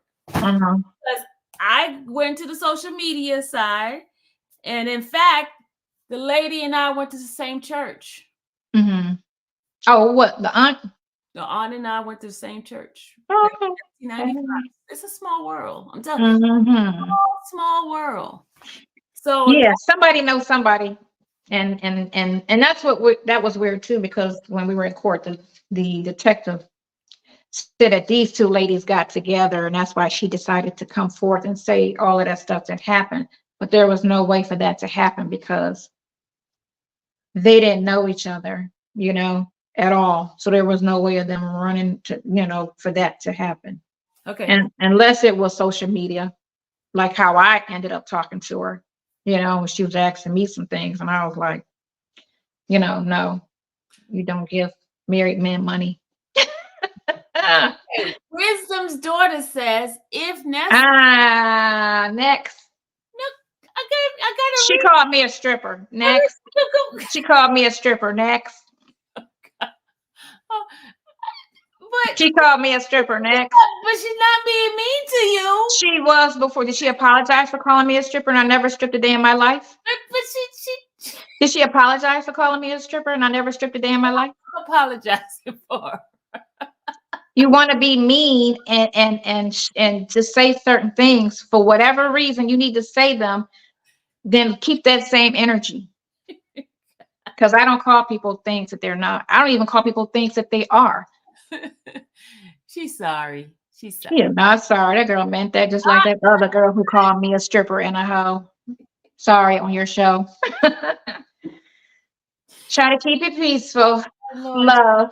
You gotta... All right. I'm gonna read her question. You don't have to answer it, but I'm gonna read her question because she did give me a donation. Now I gotta read her message. Okay. Okay, you can read it. I got go ahead. You can read it. Need to my person that's donating. You know what I'm saying? Say that louder. What? If Nesto has lied before, how can you believe him now? Sonia found out Nesto was with the teacher when she couldn't reach him from the warrant. Huh? What? Sonia found out he was with the teacher when? First of all, when he was free, I never checked for his location, ever. We didn't have that type of relationship. It was a friendship, whatever y'all want to call it, all that extra stuff. No, I only saw him a handful of times in person, period, to this day. So if we were all in some type of relationship, it would have been us dating, going out, me being in Atlanta. And I could go to Atlanta as much as possible when I was in Florida. So it was like, so if it was a relationship, it would have been more in-person meets. And it was only 5 in a year and a half before he went to jail. They said you were mad. But okay. I was mad at what? Listen to the phone calls. I wasn't mad. When I read all of that stuff to him, I was cracking up. Okay, I got a question for you. Okay. Those phone calls were very in like sometimes a handful of them. Go ahead. Not all of them. You got over 500 phone calls, and you got maybe a handful of them. Let's say maybe 7 that might be deemed, a bit much for friends. Okay. Here's my question. Those phone calls, when you realized they were being listened to, what did you feel about them? Because it reveals. I didn't remember. That it reveals some stuff that changed, because once you found out, you kind of like you change your story, and people saying that you lied. No. Because see that's wrong. I didn't come out till end of November, middle of November. Whenever that girl put all my business out, I came out like 5 days later and said something. Mm-hmm. Them phone calls came out months before I even said anything. Mm-hmm. Months before I said anything. So to say that, that's wrong. And a lot of them phone calls, I don't specifically remember because I didn't even remember that phone call where he was talking about pat yourself and all that other stuff. I didn't even remember. That happened like right when he went to jail. And so I'm sitting here like, did you feel embarrassed? Did you feel embarrassed that you know? No, I don't embarrass easy. No, but I'm saying you were saying that, oh, we didn't have a relationship, and then all of a sudden the phone call revealed it was something different, and you're like, That's why I tell them go with the phone calls because one, I'm not of this new world where people like to come on and just tell my business and say, okay, so my man and I, and you know what I'm saying? I didn't bring it up. I didn't come out and with this whole situation, I was drug out. So a lot of things I'm never going to talk about because I feel like I don't know you. It's not your business. So if I slept with them, go with the phone calls, like I say, you know what I'm saying? But I not can say this because the phone calls are very telling. If you listen to them without the narration of some bloggers who like to kind of twist things, when we did some things, it was before I found out he was married. It was before I found out he was married. So I'll say that I didn't know he was married, and I got text messages to prove that. I did not know, and I said let's just be friends. Let me talk. Wait. So are you confessing now that y'all did the do? Are you confessing? I always say listen to the phone call. So whatever the phone calls say, just believe what the phone calls say. Is that a yes? We all understand. Is that a yes? See, I'm not saying anything until I can put me on the stand. Then I'm gonna be like, I don't know what you're talking about, and I'm not a victim, so I can't say anything. I don't know nobody. So the phone calls is from 2 incidents in the first week of November 2020. After that, it was just strictly a platonic situation. Okay, so she pleaded the fifth, guys. And it wasn't even them type of phone calls like the phone call we had over the phone when he was locked up. That was a jail call, a typical jail call. Could I ask you another question? Did he rock your world that you just can't? It's just like you can't. Let me tell you. I mean, stop messing with We're going to hell. I ain't going with you. Listen, okay. Well, let me tell you, I'm not going to be disrespectful to his situation, so we're not even going to talk about it because she don't want to hear that. That's not nice. But you did do it. We had conversations before I found out he was married. Okay, so your plea or your reasoning is you didn't know he was married. No, I didn't know. When I found out, I actually blocked him and erased his number, and then we ended up him. What made you unblock him? Because the thing what happened before all that, like I said, we used to have long conversations, like hours and hours of just conversation. He was just really like, you really don't vibe with people when you first meet him. And he was one of the people that you could just vibe with. And he was just so like, he would just sit there and just listen and absorb and remember. Like you'll hear on the phone calls, I'd be like, damn, you was listening. He like, I listen. He listens. He sits and he listens. He's a little bit vulgar. He's just like, he's a little bit vulgar, cussing people out and then praying in the He doesn't cuss like I do. Oh my God. Okay, but then you got to understand a lot of stuff is the pressures of, like if he was out on the streets, he would have never been that person. He's in jail on some things. He feel like I shouldn't be here. I didn't do it. Okay. You know, and the stuff that I did do, it is civil, or he feel like he didn't do anything wrong, but I don't know his side of the story. Again, he feel like everything is innocent on everything. And like I say, if the warrant is true on the one thing, then it's he's civilly wrong. But he was very, like I said, before he went away, and the one time that he spoke about the house situation, he was very like settled about it. He didn't go into too much detail. We don't get along anymore. I gave her some advice. She felt some type of way, and it kind of like festered, and it kind of like, I'm like, you can't be everybody's daddy. People don't like authority. And so he said, I just stay away. I don't even go home. Okay. When I know she's there, I stay away. And that's nice because if you're trying to say he's this, then he would have been like, this is my MF house, and she got to go see her at her house. He wasn't like that. He was, I'm going to stay away. I'm going to go sleep over here in the truck, or I'm going to go sleep in, this place or a teacher's house. You know what I'm saying? If she home. So it was easy for him to sleep someplace else because he had other things on the other side. Then that's what you're saying. Then I mean, from the warrant, yes, that's what it seems like. warrant. I mean, From the warrant. I had no idea. Again, I never asked him things like that because. So do you think, this is your opinion, do you think at this point that they had some sort of arrangement going on? That because I've heard in the calls It don't sound like they're listening to the calls.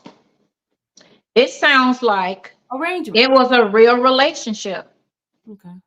It sounds like a real relationship. It sounds like, I mean, every relationship is a bit different and a bit like, because it's geared towards the people involved. People always think it's just one thing. She had male friends, he had female friends. They were okay with that. But male friends he was sleeping now with. That part I don't know about, again, because I never asked him about the dynamics of his marriage. I said, you know what, we're going to just be friends. And I left it alone because I wasn't looking to be with him, or are you going to leave her and be with me? I wasn't on that. Now, had I been on that, then I would have been like, yeah, he said this, he said that, he said that. He never said anything about the marriage, good or bad. I just felt he was happy because he wasn't complaining about it. And most people complain. He didn't complain. He never said anything other than, because when I would talk to him and say, why aren't you at home? And it's 12 o'clock at night. And I'm like, why aren't you in the house? And then that's when he eventually said, because when the daughter's around, because we don't get along. And he had it very vague. He didn't break it down. He just said, because we don't get along, I step away. That's her daughter. Okay.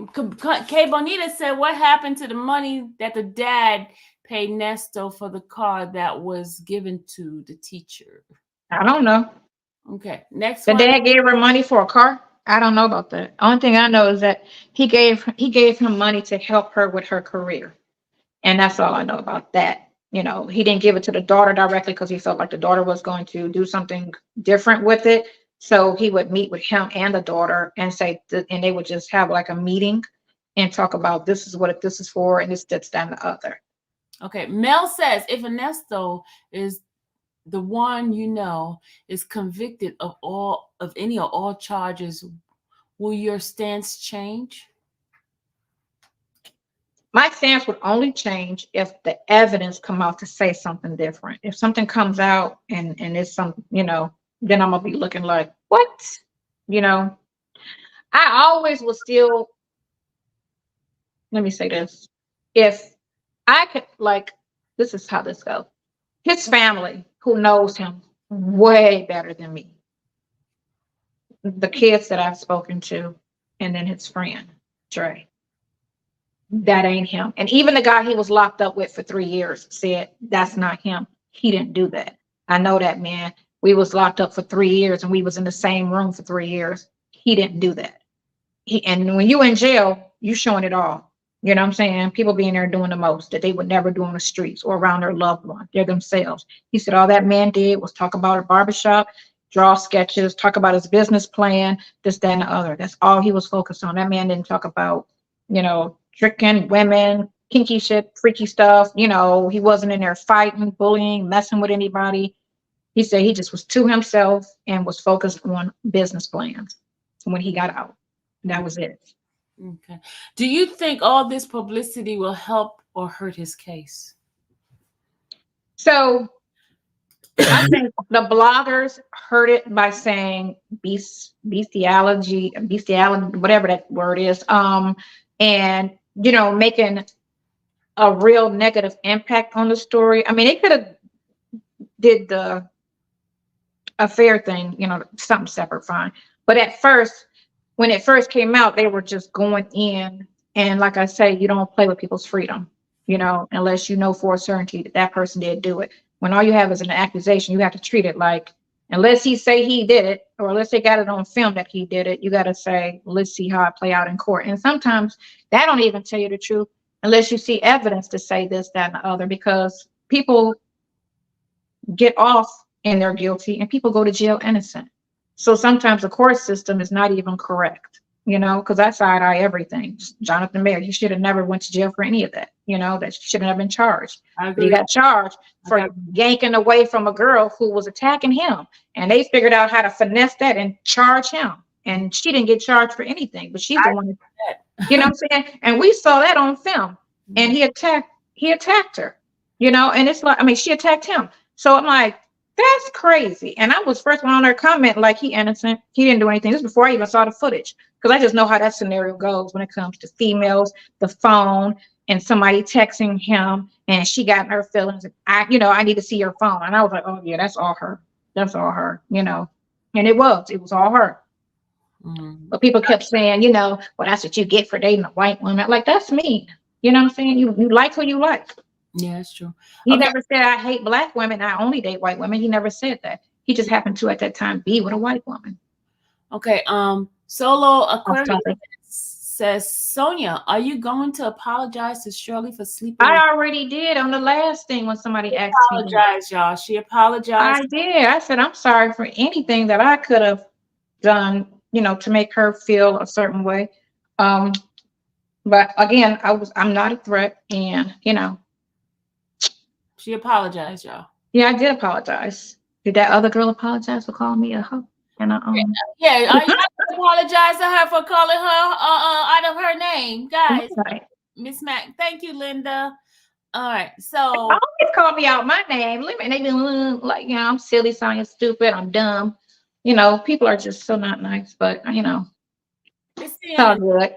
So understand a lot of things with shock value. People just mean. I mean, like I said, you look at anybody's post. I mean, anybody's story. You look at all the posts. It's just all negativity. It's all negativity. This world is going real fast, and they don't understand how this is going to affect and trickle down to their children. Yeah, because the children catch their energy, and then they go and do what they do. Were you with Nesto on July 4th, 2022? Do you actually live across the street from Shirley? No, I was in July 2022. I was living in Miami. What about do you live across the street from Shirley? No, I've never lived across this. Why would I live across the street from them? You're silly with these questions. Okay, what do you mean by saying if Shirley doesn't have the money to pay for his attorney, someone in his circle does? So listen to I know a phone call because the girl sent me the phone call. Go back to the beginning of the phone call when him is talking and he's saying, and I said, I'm not really in it. I'm just have that phone call? I'm just here to help and blah, blah, blah, blah. And then he went on to say some other things, and I was just saying, well, I feel because I knew what just transpired before he went to jail and what all he had just did for her. Do you have the phone call so you could play it so I can hear it? It's on this phone. I think it's June 8th. It's June 8th. It's the June 8th phone call. No, I don't have So, right. And so right before that part, I'm like, and I told the girl, listen to the whole thing. Don't just listen to that one part. Listen to what I said before that part. And I said, in a hypothetical state, that this would be what she should do. Not saying, oh, she better do this, that, and the other, because I can't tell nobody to do, anything. It was good what she did do, even though it was a waste of money because the attorney sucks. And we're going to try to. Weren't you the one who gave him that attorney? Man, no, he got the attorney from somebody in jail. And then we called him together and was talking to him, and he sat there and sold a dream. Oh yeah, I could do this. I can get anybody out of jail. I could do this. I could do that, and didn't do squat. He dropped the ball. He actually walked the ball over to the prosecutor's team because he hasn't done anything but killed the case. Okay. Killed the case because he wants him to do some type of plea now. And the other attorney that I spoke to when that did the YSL case, I know which one you're talking about.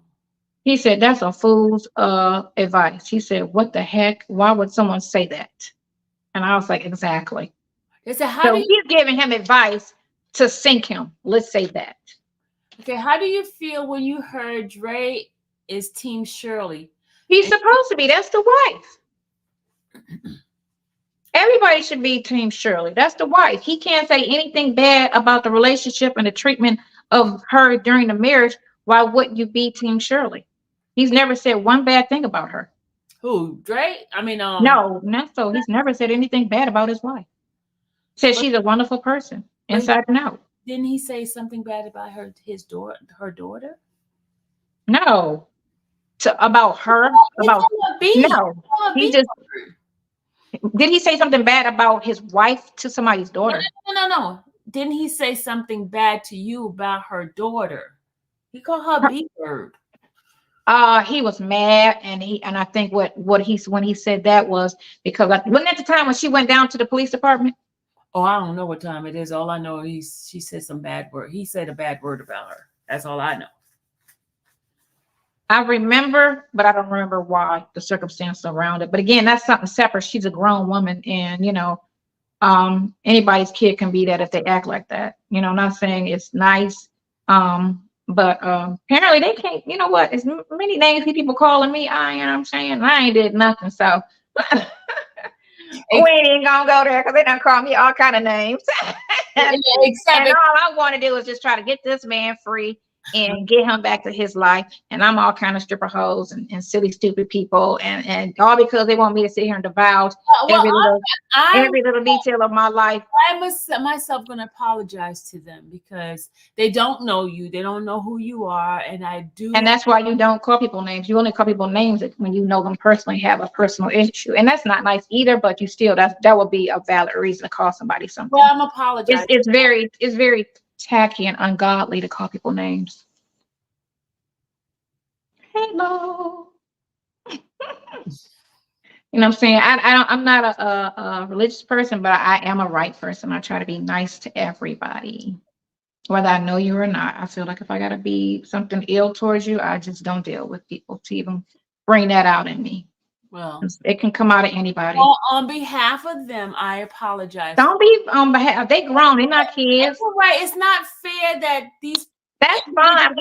I mean, it didn't affect me. I felt it was very elementary for somebody, a grown woman, to call somebody they don't know and don't have any personal business or dealings with at all, anything other than their name. If I don't know you and you've done no harm to me, why would I call you anything other than your name? And I know it hurts, even though you're trying to say huh? It why would it hurt? It does. No. Because you feel it. Because you didn't even want to say answer a question from her. But I don't want to answer the question because why would I give her the courtesy if you want to call me names? It wasn't about a hurt thing. You can't hurt me if I don't know you. Okay. There's no emotional tie, so you can't hurt me. But you feeling something? No, I don't feel anything. I'm okay. You know much people. You know how many comments call me names. But you're reacting. You're reacting because I just feel like you got some balls to sit there and call me a name and want to ask me something. That's what I feel like. That's ballsies. You get me? Like if you and then to say, oh, was she mentioned? No, I've never mentioned you because I didn't even know until she said that she called me a stripper. And the way she said it, she was saying it so proudly because I called her a stripper, and I'm sitting here like, oh, really? But anything for a click. Greer says, ask Sonia if she understands that the criminal charges come from the state of Georgia and civil cases are initiated by individuals. Nesta can get a civil case from the teacher too. Okay. Yes, I know that because O.J. Simpson got sued civilly after that. You can do both, but sometimes one case is only one way and not both. Murder is a crime, so murder, but you can come back and sue somebody civilly for murder because of the loss. Okay, have you apologized to Sheridan? I don't know her. What I say about that girl? I don't know what you said because I didn't say anything. But if I repeated something somebody said, why would I apologize? If I lied on her, I didn't lie on her because too many people said the same thing, so it can't be a lie. I've never lied on her. And what did I say? I must have said it over the phone because I other than that, and I can't remember, honey. We talking last year. They want to know whose pen is he using now? William, Julia, or who else? I don't know. She don't know. Okay, let's see. Ask them why they so invested. Because they like the calls. Everybody's. The calls are so boring. Like I listen to them and I'll be like, okay. But you come on now, you know human beings are nosy, especially if you listen to I mean, somebody. I guess if your life is just I go to work and I go home and that's what all I do. Yeah, but Like it's people be trying to make these little smart remarks because I go out. And I feel like if I'm healthy and my kids are grown and fine and my grandchild is 17 years old, why would I sit in the house and just look at TV until it's time for me to die?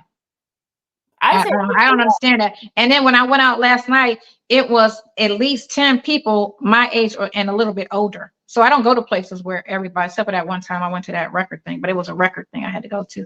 But I don't go places where people are in their 20s. I try to go where it's a mixed crowd and it's people my age as well.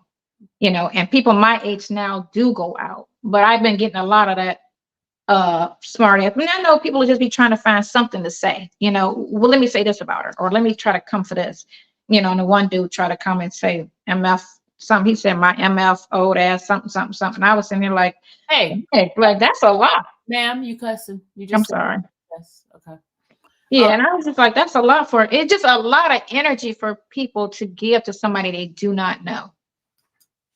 They don't know me, they don't know him, they don't know her. So it's just a lot of personal negative energy I feel like is given. And I don't know if you would call it the same energy you give when you watch a movie and you talking to the movie, talking to the TV, if that's the same scenario that this is or whatever, but it's just or people just feel like they can invade in your space and you're supposed to tell me this because this is where we're at now. Go to IG and tell me your life. Okay, Sarah says you asked Nesto to smack Shirley.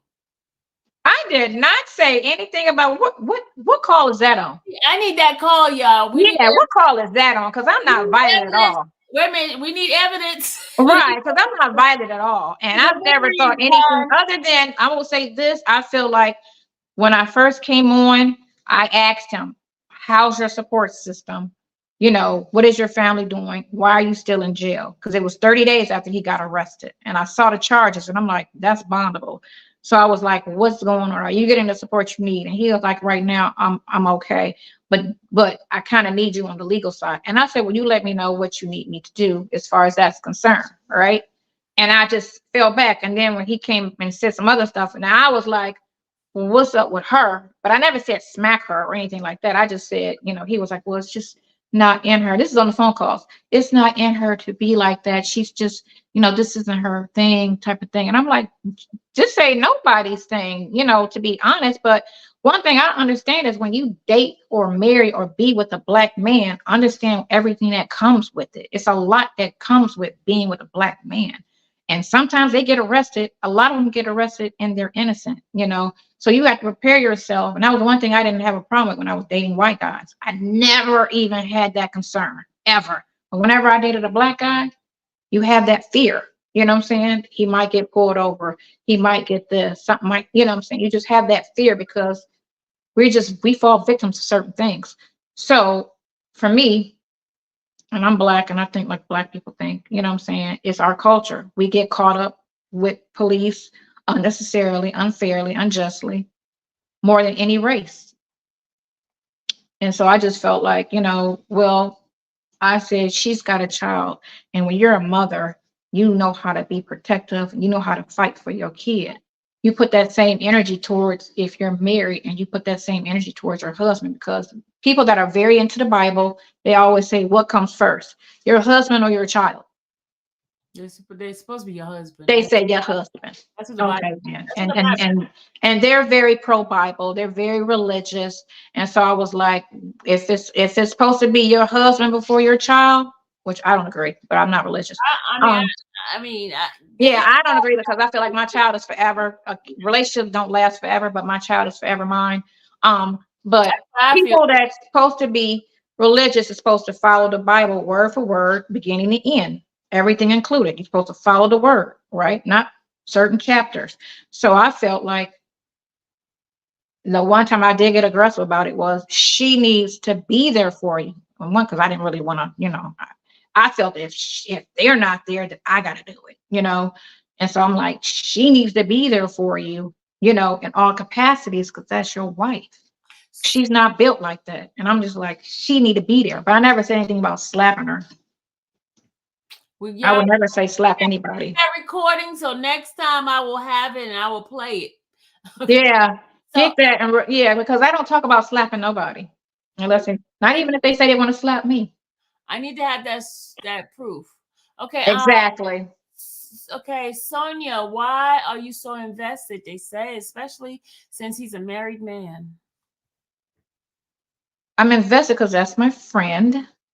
Whether he's married, single, divorced, widowed, whatever, I'm not worried about that. When somebody's got their life looking at jail forever, I'm not worried about everything else is small to me. All of that. If she was there in a capacity that he needed her to be in, I wouldn't be here. And that's not a dig against her, because this is hard. And a lot of people don't know how to be there for a person or go through this with a person. Or if they have a family unit that could help them. Because you see how many people in Fulton County is sitting in there with no help, no family, no this, but they have family, but nobody's helping them. They're like, whatever, we'll see him when he get out, if he get out. They don't care. And that could be a good person, not necessarily, it's a bad person, because all of them, all his family members like him. They call, why hasn't he called me? You know what I'm saying? So it's not like they abandoned him because, they don't like him or he did this or da, da, da, da. They all feel like he's innocent. He didn't do it. This is unfair. This is unjust. But they're putting their lives ahead of what he's going through. And it's because one, I'm not doing anything. I do have the time for it. But like I said before, when I almost died and I was in the hospital for a month and a week, and I didn't know if I was going to live or die, that man called me every day. And I'd only known him for 2 months. And that's a lot. That's a lot for a person to just really care. And you don't even know that person at all. I knew him a little bit, but 2 months. What do you know? You know? And he took the time to call and what are the doctors saying? Do you need me to call down there? What do you need me to do? Da, da, da, da, da. He was just solely on that for 30, however many days I was in the hospital. I was in ICU, 2 major surgeries, four blood transfusion. I came out 80 pounds, and it took almost a year and a half for me to recover. So I was sick, sick, sick. I wasn't lightweight sick. I was about to die sick. So my conscience won't let me leave him for dead. Let's say that. And I could take all of this. If this get him free, then it'll be worth it. People calling me whatever or thinking what they want to think about me. They don't know me, so it is what it is. I listen to the phone calls. Okay. All right. Kay Bonita says, does she realize that so much more could have been done by focusing on the delay in Fulton County? Why didn't she take that approach? What delay? With with him being in there, no indictment, and he's been That's this. why, listen, today, like I said, when I watched that thing today, everybody was in there with no indictment. I saw that. And they were 30 days, 200 days in, 190 days in, and nobody had, and some of the cases were so little, it was time served, but they still was like, yeah, give him $3,000 bond. I'm like, he got time served. He's been in the jail a year. I saw that. And I'm sitting here like, how come they can't say time served, or either just say, you know what, he's been there long enough, let him out on a signature because he's got time served, and we'll worry about the details of the situation after the fact. They still was asking for $30,000, $10,000 bond.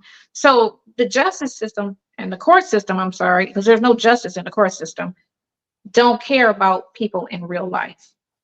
They don't treat them like people. They treat them just like a number. That's it. A number in a situation. That's all it is. And I think a lot of it has to do with politics and economics. They don't care because that whole system was designed after slavery was made illegal, and it was designed to put us back into slavery. It was just another way they finessed it. So it's always been, made for us to be destroyed. That's why when I look at Black prosecutors, I just be like, for real, like, wow. Like, the system don't care about the truth. They only care about is a win and a number at any means necessary, So that's crazy, because I've seen several cases where people were innocent and it was known, and they still was like, the judge was like, no, or what I'm saying, the prosecutor was like, no, and you knew the person was innocent. They knew it and they didn't care. Let them sit in jail. And what can happen to you in jail? Death, rape, some people aren't mentally strong for it. Suicide, they come out distraught. They don't care. They don't care. No rehabilitation. Because it's Black people. They don't care. So it's hard these days to find people that actually care and about you, period, with no motive behind it, you know? And so I'm getting the crucified for, trying to help somebody, and they're focusing on the wrong thing instead of the justice system, which could hurt anybody at any time. Nobody's immune from it. You can get pulled over by the police and it'll ruin your life, or somebody and it'll ruin your life forever. Ms. B. Connor says, "Do you think you talking about this case is helping him? She is giving the state all Yep. the case." Okay. Yep. You know why? Because what's done in the dark, they can't really do you dirty if it's done in the dark. So the more light on his case, the better it is. Okay. Mel said, instead of waiting for a conviction and then the news comes out, and once he's convicted, it's hard trying to get out of that situation. Mel said, "Do you believe in the word of God? How can you use it against us? For many Christians, the Bible tells us how to live and what to do and not. We are human still. What or whom guides you to do what you do or not?" My conscience guides me. I have one. And a lot of people don't. So if I treat people the way I want to be treated, I feel like that's enough. I don't want to be treated bad, so I'm not going to treat anybody bad. No one can call and say no one could call and say Sonia's treating me bad, period. Never. Okay. Anikia says, "Ask her, hasn't Shirley done enough and lost enough?" Yeah. Hasn't she done enough? Don't you think Shirley did enough? Huh? Don't you think that Shirley has done enough? Or what does the Bible say? Or lost enough? That you're supposed to stick together to thick and whatever to death. You ride it to the end. So what, she supposed to just do the first 5 minutes and then, all right, dude, let me know what happens? But it's a lot. It's a lot on It is a lot. It's a lot. Trust me. And it was nonstop the first 6 months. It was nonstop. They kept coming with all these different things, and they kept dragging the new case that they should have had. Everything should have came out, a year prior, but they was just stagnating. And the girl said, "You didn't see it right," but dragging the case and charging and charging and charging. And they did that by design on purpose, to screw him even more. Or try to buy time because nothing had evidence. We go to court and they don't have any evidence on anything. It's just a conversation. And the lady deliberately, the detective did no type of follow-up to even say, "I know this to be true because I did this, that, and the other." She literally did no follow-up. She just took an interview and charged him. That's it. On everything. Eric Compton Ebony says, "Are you nervous about the upcoming release of video calls?" No. She's not. It's all recorded, and the prosecutor is on every call that we are on. So anything that the prosecutor can be on, it can be played in court. So no, I'm not. I ain't got no worries. We weren't doing phone sex on that one either. So you know what I'm saying? It was more a YouTube conversation though. But no, I'm not worried. Why would I be worried? Only thing we worried about is his freedom. All that other stuff, nobody's worried or stressed about it. The bulk of the situation was those first 2 phone calls talking about patent and something, whatever that stuff was. It don't get no juicier than that. That's it. Everything else is downhill. Way downhill. That's it. Okay. So no, I'm not worried. I mean, if you invested and you care that much about my business, then have at it. You know what I'm saying? Okay. Shay B says, "Why haven't you contacted Pam Esquire, the intellect?" Why would I? Because she's an attorney. Okay. I already contacted the attorney that I really want. So. She answered your question, Shay B. Yeah. Thank you, Black Swan. No shade against her, but I don't know her. And this is something that the one person, sometimes female attorneys are better at some things than men, but because I gave this attorney all the insight from a female's perspective, and he kind of like saw another angle of it. That's all that you need to help, the situation. His court-appointed attorneys, like I said, she's too new for the situation. And I was watching the hearings today, and one of the persons had kidney issues because he has kidney issues now because of the bad medication they was giving him, and the side effects caused both of his kidneys to be severely damaged. And when I reached out to his attorney and told her, you need to go see him and get his medical records because he has a severe illness, that just developed since he's been locked up. And you were in court, and what did she say? He's sick. Because she never came, she never visited, she never got the medical records. And it's his kidney. Like an attorney. And the nurse said, it's no wonder you're still walking around. That's what the nurse told him. So how sick are you?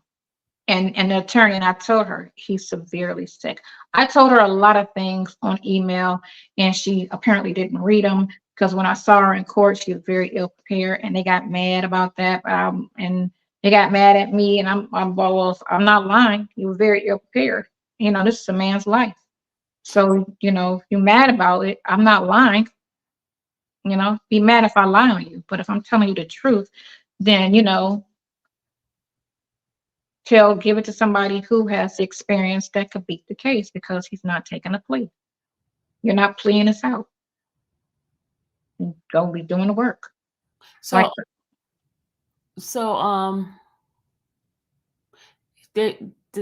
she says, Sonia, read Nesto's crime on call she posted in November and learned that the day she got out of the hospital, Nesto was charged with aggravated sodomy.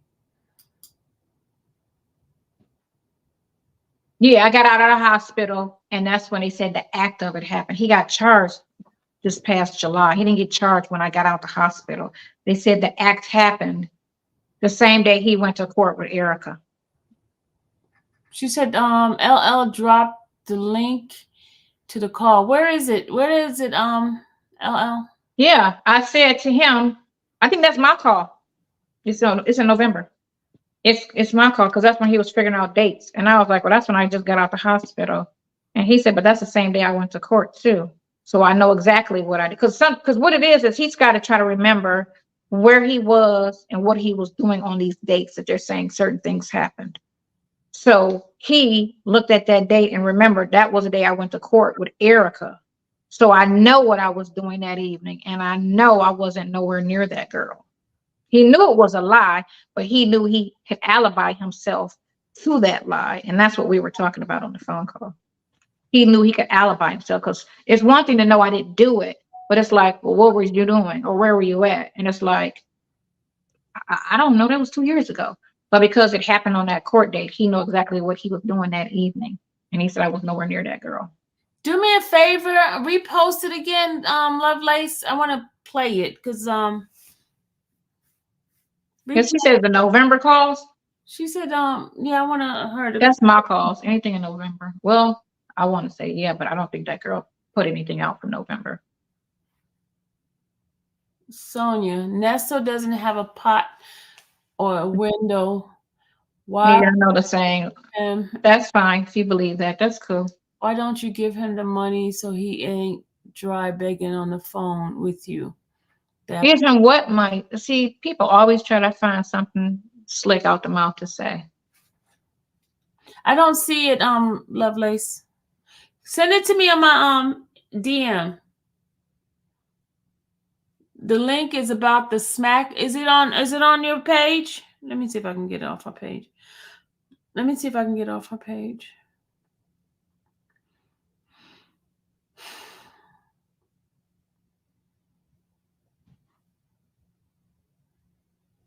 Why would he tell you his alibis? That's what told guys said. Hold on a second. Because we're trying to figure out how to get him free. And a lot of stuff, when he first went to jail, he wasn't really thinking about stuff. He was just, I guess, in shock of what's going on. And so as time went on, I'm like trying to jog his memory on some things. Like, we gotta really try to. Hold on. That shit is crazy.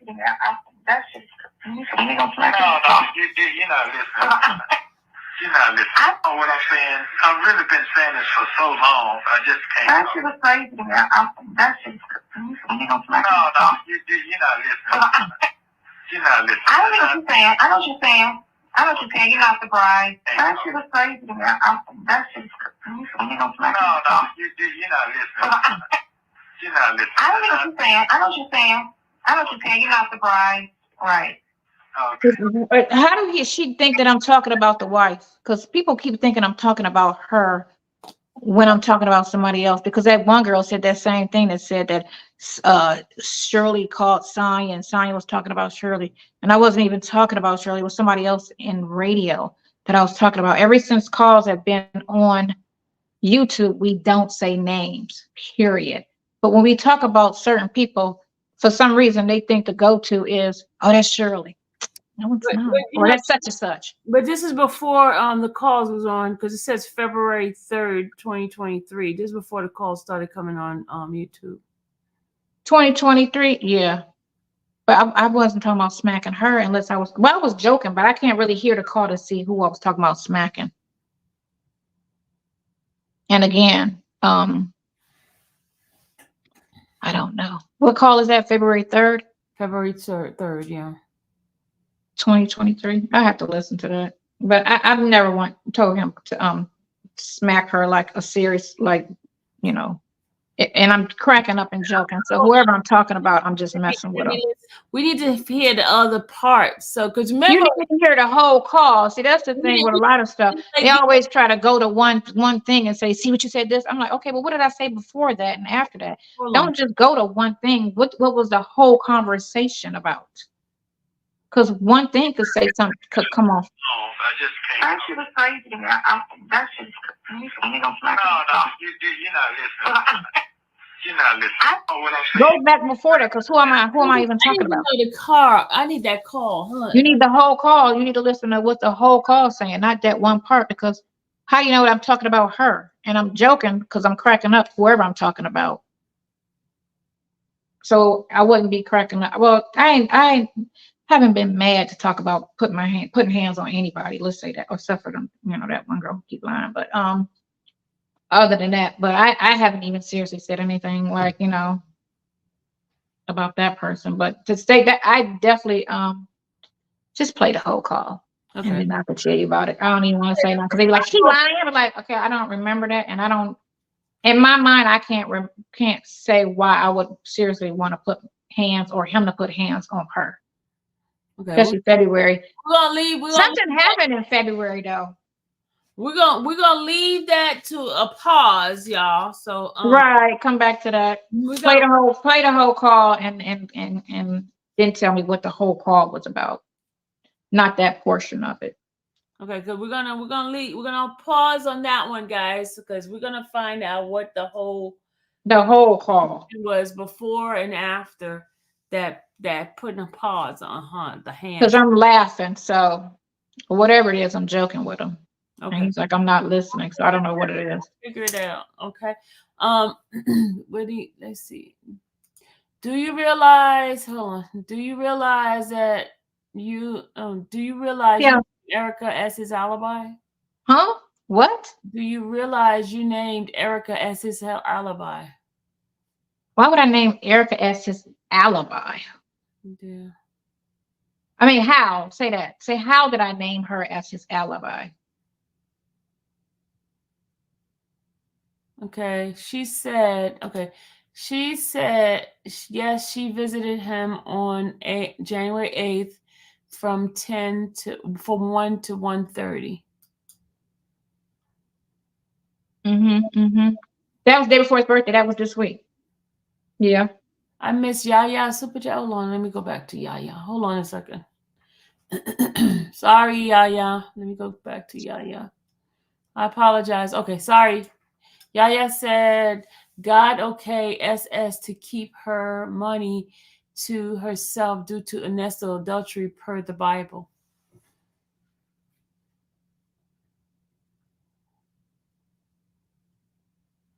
Okay.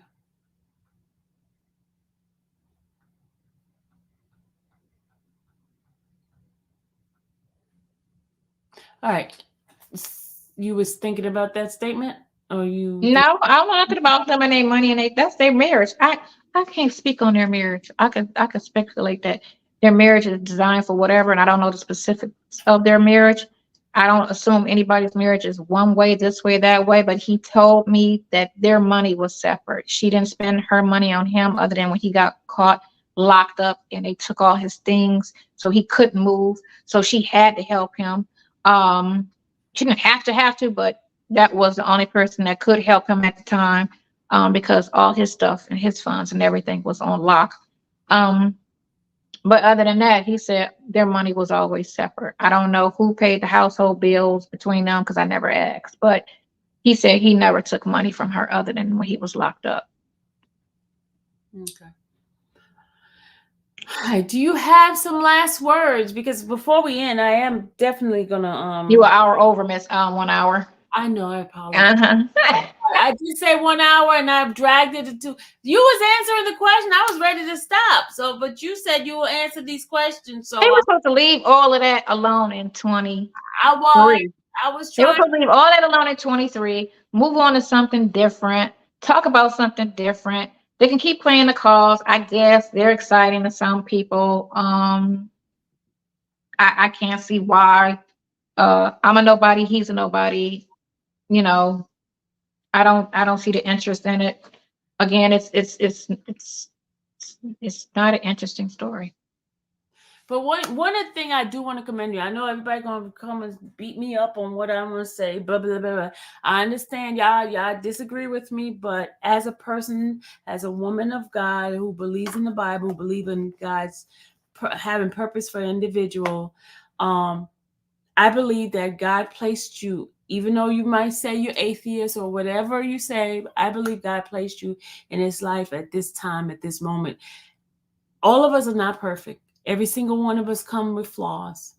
And I commend you for sticking with somebody in this time of need, because every single one of us needs somebody to be there for us when we're at the lowest point of our lives. And I believe that the Lord has put you in his life because everything happens for a reason. You went through what you went through. You wouldn't have that desire to stay close to him. And I don't believe it's just about sex. I don't believe that at all. No. I believe that your situation that you went through with the empathy, and this person was there, didn't know me.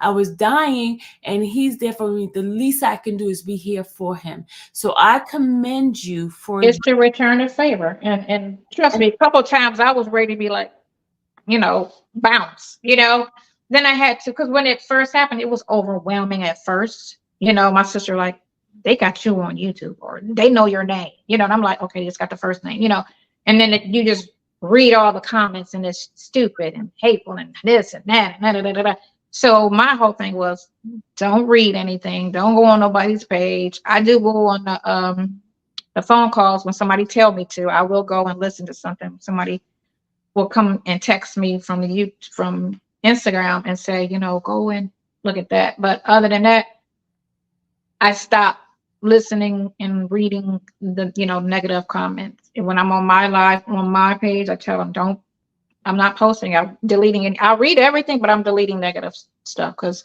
I'm not going to promote it. I'm not going to support it.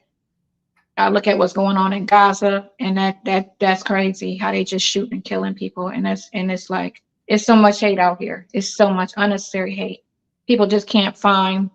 Here's a challenge for the next week. Everybody comment something positive or don't say anything at all, and watch how hard that would be for somebody to go to somebody's story and say something positive instead of something hateful, because they can't.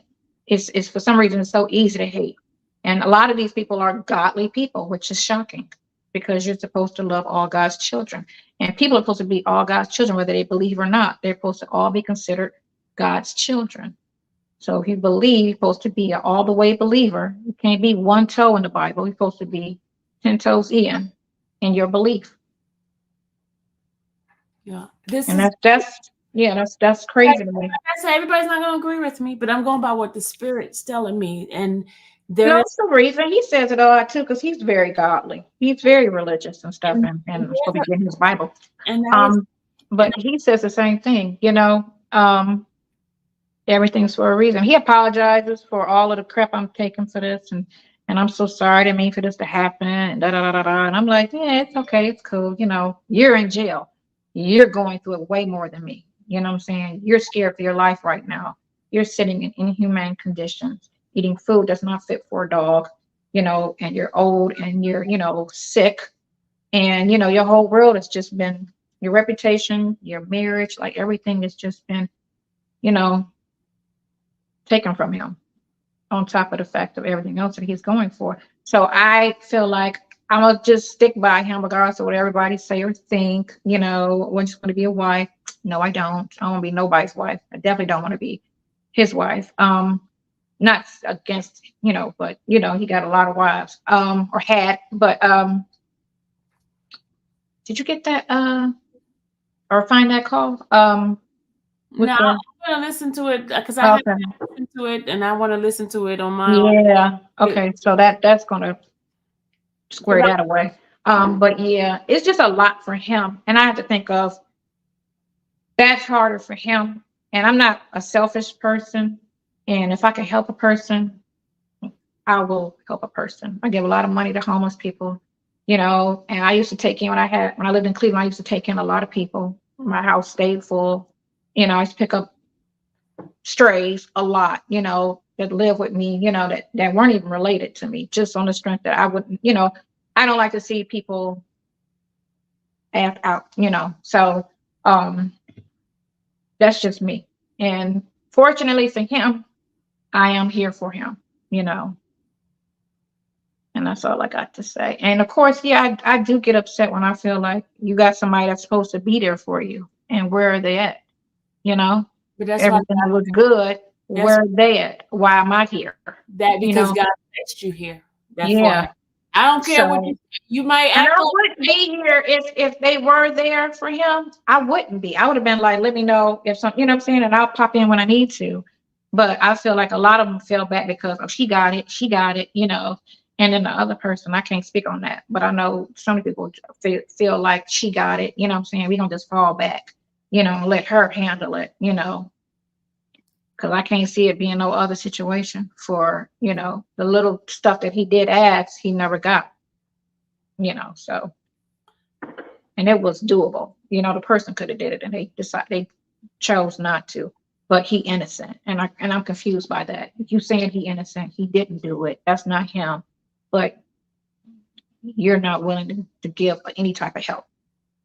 You know what I'm saying? And he's been in your life your whole life. I just met the man, so it's a lot, but somebody got to do it.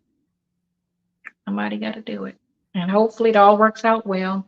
His innocence is proven. And people stop assuming the worst. That's all. You just got to be open-minded. That's the key to everything, to be open-minded, to think it could be something else. Even though it looks that bad, it could be something else. It doesn't necessarily have to be what they're saying it. And again, like I said, Roswell Police Department is a very unethical, not by the book police department. All his warrants got Roswell on it. Only one of these things happened in Roswell. So my biggest thing the DA, assistant DA knew this because they tried to say it in court about the jurisdiction. Why is Roswell? And I said it to his defense attorney's office too. And maybe they're assisting. No, they're not assisting. They're the only police department on all the warrants. And you got crimes in South Fulton, Alpharetta, Buckhead, Atlanta. And only thing that happened in Roswell was the dealership. That's it. But their name's on everything. Why is that? It's out of jurisdiction. Well, I'll tell you one thing, Sonia. If you don't have your paralegal license, you need to go ahead and get it done in Georgia. I'm retired. Well, you need to get out of retirement and help this man because you're very Man, I don't mind volunteering, and I said I would do that after this is over with. I will volunteer and help people. I did work for the Innocence Program in Ohio. So I am, all for helping people. It was sad to watch that courtroom today. All those people who were losing their jobs, losing their homes, all because of some, a lot of it was like some petty crimes, and the way they just take the human out of the situation is a problem. The court system needs to put the human back in the situations instead of, and that's why a lot of people are homeless, because you go to jail, you live in check to check, and when you get out, you're broke. You lost your apartment, you lost your job, now you're on the street, and they don't care when they could have gave you a bond so you can keep going to work and fight this little dumb case. like I tell you, you got your assignment. Oh Whether my gosh, got my work cut out for me. you're atheist, but every time you talk, I hear God in there. I hear godly, and I'm a very kind person, you are not atheist. Stop that, because the only way you know Well, I'm not a Satan devil worshiper. Let's say that. you're I just believe in helping living things because I feel like you can't go wrong. It's just too many stories is why I'm not religious. It's like 18 religions and everybody said this happened, that happened, that happened, that happened. And then I look at what's going on in the world and I'm like, look at Gaza. And you say there's a God, so why is that happening? Why is all of these children and women being murdered and blew up? Why? What's the purpose in that? And it's all for greed. So that's what it's just certain things that make a person. I also remember, Sonia, there's free will. God gives us free will, and people gonna do things because He gives you free will. Just like you say, I mean, all of us are not perfect. None of us are perfect. Nobody's perfect. Everybody's flawed. Every single person is flawed. Exactly. It's just to what degree, and do you try to help from being flawed?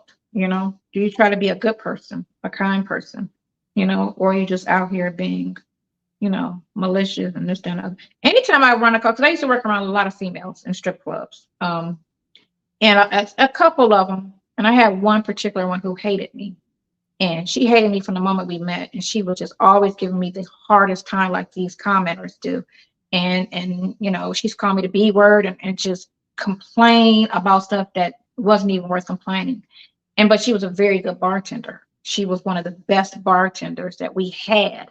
And I knew she didn't like me. And I would always smile when I see her because I just thought it was so funny to me that you would hate a person or be so rude to somebody you do not know who's done nothing to you, right? So I needed a bartender at one of the clubs down south because my bartender was stealing. And I pulled her to the side and said, I need you down south with me on Saturdays. And she looked at me and was like, what? And then because she was shocked that I would pick her. And I was like, I need you on Saturdays. I said, you're the best bartender we got. So I need you on Saturdays, So she was like, all right. So she came down, started working with me on Saturdays. And in 30 days, she apologized to me for being such a B. And she was like, I don't know why I was so mean to you. And I feel so embarrassed about it because I'm not just cracked up on her. And I was just like, and she was young. And I was like, you have to be open and give everybody a reason not to like them. Don't just not like a person for whatever reason, I said, let them have a reason not to like somebody. And me and her are like this to this day. And that was 10 years ago. And me and her are really tight today. We're really tight. But instead of me trying to, come at her with some same energy that she had, I just smiled and just gave her all kind of love. And she ended up, being such a sweet person, and apologizing for being so mean to me and so embarrassed. And it was so funny because she was so embarrassed about how she treated me. But it's just like, if everybody just, was just positive and let people give them a reason, a personal reason, not I saw you on TV and I hate you reason, because I feel like you did this, that, like you. Okay, whatever, whatever. Okay, it's 10:30 almost, so you can go. And well, can I pray for you before we end? Yes, my grandmother used to always pray for me every day, and she passed. So what's her name prays for me though? But go ahead, have at it. You know what? Let me see if my girl in is Auntie T with the T. Where is she at? She usually prays in here for me. Where'd she go? Auntie D with the T, are you in here? If not, I'm gonna go ahead on and pray because you know what? Keep it positive. That's all I say. Just keep it positive. You have a purpose, Sonia. You do. Keep it positive, and we as Black people need to come together, because I feel like Gaza is an example of what's coming to us, because America is behind that. And if they treat them people like that, and they just ride through the city, just shooting them at will and killing them like that, and blowing them up like that, you know, what's next? They're not going to be like. Okay, that link is for Mel. Auntie D with the T or Mel. One of them's gonna come in. I'm not bringing nobody else up in here, y'all. Don't try to hit my link because you're not coming up here. We're coming up here to pray, okay? Are they still being not so nice? I mean, it's okay. But you know what? I just hope somebody has changed from being mean to you to being a little bit, have some mercy. Well, it's a thing like this. If they're like this with me, they're like this with a lot of people. Because again, it's not personal. They don't know me, you know. So to have that type of dislike where it comes off personal is in their personality to be that way. Oh my gosh. Filming themselves getting raping 2 toddlers in a mall bathroom. What the heck? 7 men. Ew. Oh my gosh. Oh, you're not supposed to say that name on the channel. Oh, I was reading. What did I say? No, you said the other one. The R word? No, look. You said the gang R? Right here. You can't say that word. What? Gaza. You can't say that. Oh, really? Yeah, because it's this thing. Oh, because of time they want everybody to be for that situation.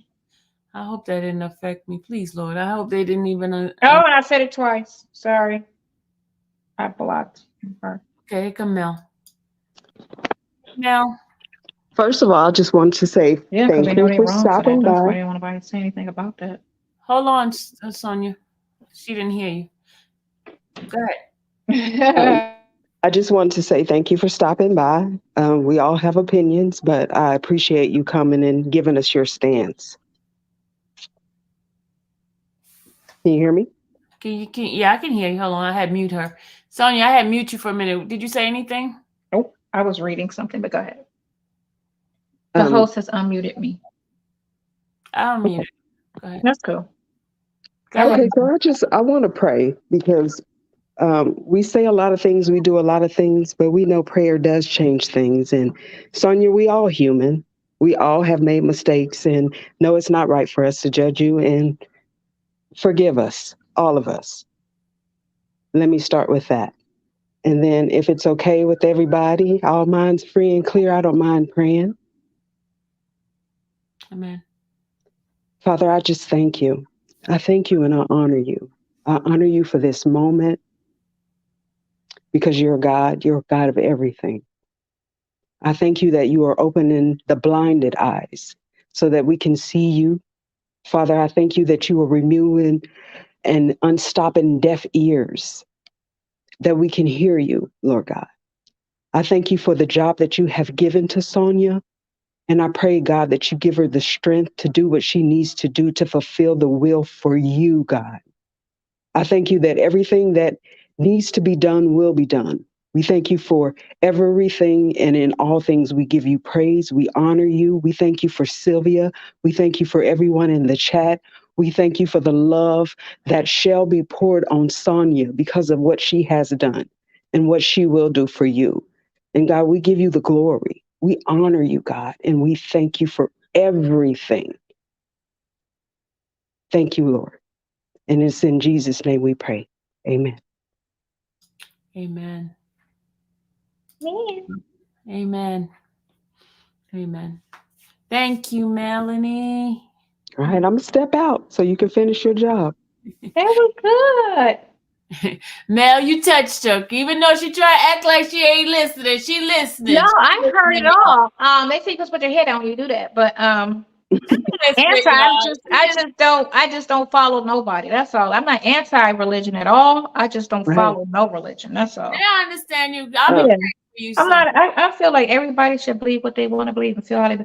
I just say the key is to just always treat people very kindly and how you want to be treated. That's the key to everything, and help and be helpful, and Love just is the key. make something in your life count. You know, Love is the key. I Love. went through everything I went through to go through this right now, because if I didn't get shot and all of the things and go get locked up and all the things that made me a tough person, I wouldn't be able to go through this with him, Right. because you can't be weak and deal with this. Can't be weak. I got the state against me, and I got all these bloggers, and I got all of these people against me, just trying to I'm not save one person. I'm Not you. We're not talking about you. We're talking about the other Melanie's one. not against you. I'm Who? not against you. I'm No, really not not. you. I'm not. I'm not. I'm Not not. you. Not you. Not against you. They just, my thing is, I'm just trying to help a friend and Yeah, and continue your work. You So and I'm not going to say you do you, but I couldn't you have do the what you conscious. need to. I couldn't have I couldn't be in my right mind if I did, because I didn't have to come here. I could have went straight to where I'm trying to go after my lease is up. But I came here, and my kids are here too, but I came here to help him. And you hear it on the phone calls back in February, because I'm undecided what I'm about to do. Vegas, I don't know where I'm going to go. And then he kept saying, and I'm like, all right, I'm going to come, because he felt like he didn't have nowhere to go, because that wasn't going well. So I'm like, all right, I'm going to come, and, got a year. Let's see what he do. Yeah. But thank you for coming, and hopefully we got to set up Dre, because Dre's my Yeah. So I'm going to have, Okay. right, because Dre said he'll do it. He happily do it. He likes your channel. I guess he's religious as well as Ernest is. So yeah, that's what it was that did it. I sent you the text that he sent me. Oh yeah. Oh, can I share it with everybody? No, because they're gonna see that I love you and be like, oh, see, she said I love you. And I say I love you to that man every day. No, He gets so broken in there, and some days I just know how he feels. And like I said, he threatened to take his life a couple times. And so I have to always give him, and telling him that, I mean, I do love him, and I'll say that, without a problem. But if he feels any type of way that I could leave or I could fall off tomorrow, then that's going to crush him, because I'm his last hope right now. So I give him that, confidence, and I let him know I'll come to you, and I'm here to just to hold your hand through this and help you through this. I'm gonna share this with and as bad as things look, to people saying, oh, you got charged, you got to know the person. You know what I'm saying? People can get charged with a lot of stuff and be completely innocent. And you can turn the situation, because on here they try to make everything negative. They try to turn everything and make it dirty. That's what I want to keep talking about. Well, he and this and that. Okay. Well, look at it as with an open mind. Not saying he was right, but I'm not trying to say he was malicious and criminal either. You want your money too, and get it. That's not making her come off bad or anything. I don't think it was her that turned it into the criminal. I think it was the detective that did that, because she arrested him, and they was just trying to find things I could make into a crime with this man, because they didn't have anything, and it's all about their career. It's all about a career. What happens in Roswell? Nothing. They have no type of crime in there. So this right here, let's do this and make this, because nothing makes sense. Nothing. Sonia, you love to talk, don't you? Get off my phone. She loved to talk, y'all. Our friends going to Alaska this weekend. They're performing in Alaska, so I'll be in the house. I'm gonna go get the baby. Hold on. Let me show them this message. Hold on. The one from him today. Yeah, let me share the message. Yeah, that's why I told you guys I was gonna do the. Y'all, she just loved to talk. I do. I done talked this woman to sleep. She loved to talk, y'all. She loved to talk. Yeah, I'm saying. All right, here's a message from Ness. Because my kids left me. My kids are grown and gone. Talk I can't see that. You can't see. Okay, y'all. Oh. This is what Nesta. I was shocked. God is working. Hold on a second, y'all. He said, okay, I talked to Jerry this morning because it was some money put on my account. And he told me that he wants to have an interview with this blogger, Infamous, that has been following me on my last bond hearing. She is a Christian woman. I didn't know that.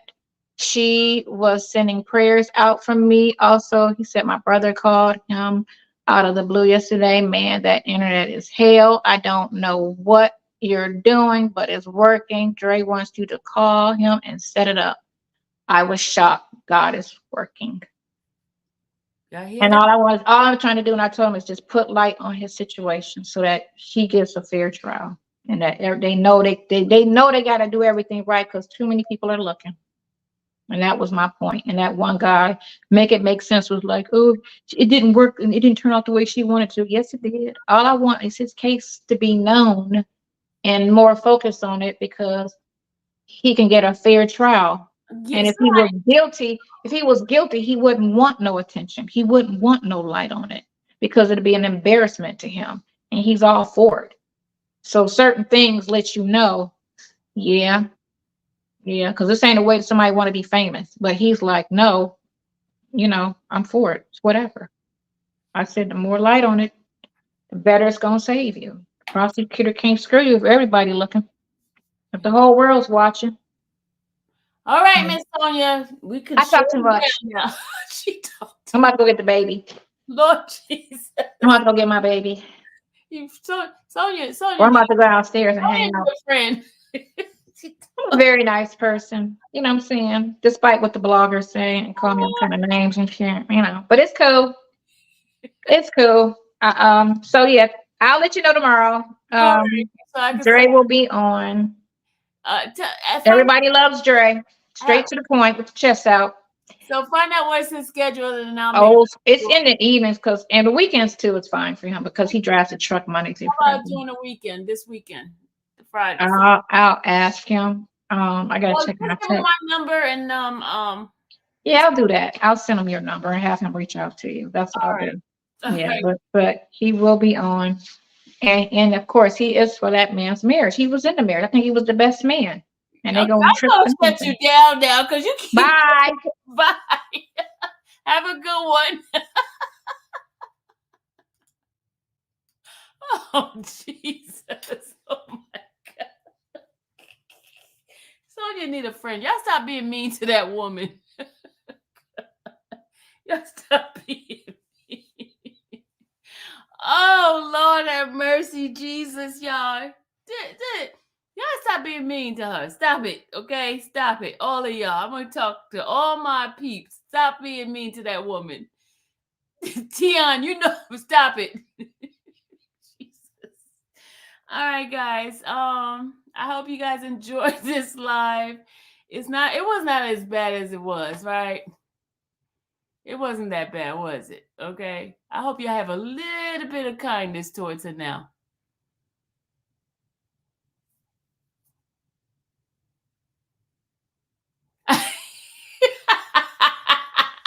Oh my God, look at she said you are a new friend. Oh Lord, you guys have a good. Tabitha said no. Tabitha, y'all stop it. Stop it. It's a still says it over. All right, I'm gonna share. Thank you guys, my members. Thank you. You guys get to see my next interview, which would be with Dre. He's gonna be our next interview, and then Judge Manning. Judge Manning is next Wednesday at 7 p.m. and we're gonna do it here behind the scene first, and then we're gonna share it to the people. So being a member, you get first information. All right. Love you guys, and thank you for your support. And thank you, everybody who gave me super chat today. You guys rock. I thank you so much. Thank you just for being here. Y'all got to be nice to people. I'm telling you, you don't know how God's going to use you. I hope it didn't embarrass you. No, I wasn't embarrassed. But guys, we just got to do what Christ said for us to do. It may not be popular, but always try to do the right thing.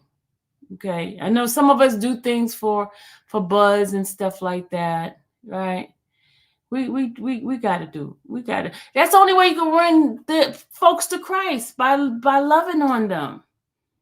Because we all have flaws. You gotta remember, we all have flaws, and you can't say just because this man committed adultery that he's the scum of the earth. No, we don't know what the situation is. All we know is on paper, and I even proved to you some things is lies. Some things in there is lies. I'm not saying everything is a lie, but we don't know what the facts are. Okay, y'all. Come on now. We gotta live. Be nice to people. I know it's hard. It's easier to be mean.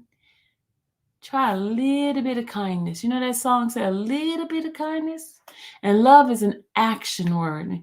Like, KK Bonita, you talking about you got a headache. Go get some aspirin. She talking about you got a headache. Go get an aspirin. All right, y'all. You guys have a great night. And thank you.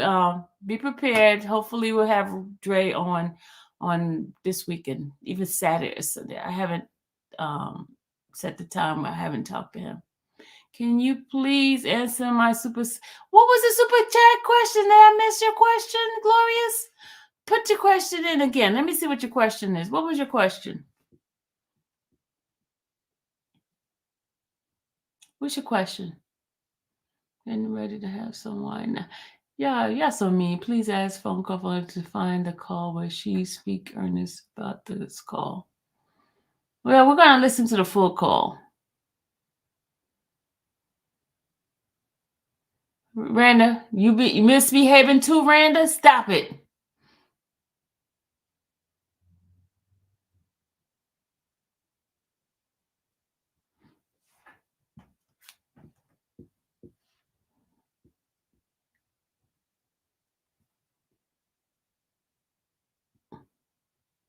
She mentioned why she came to Georgia. She said for him to for him to have a place to stay.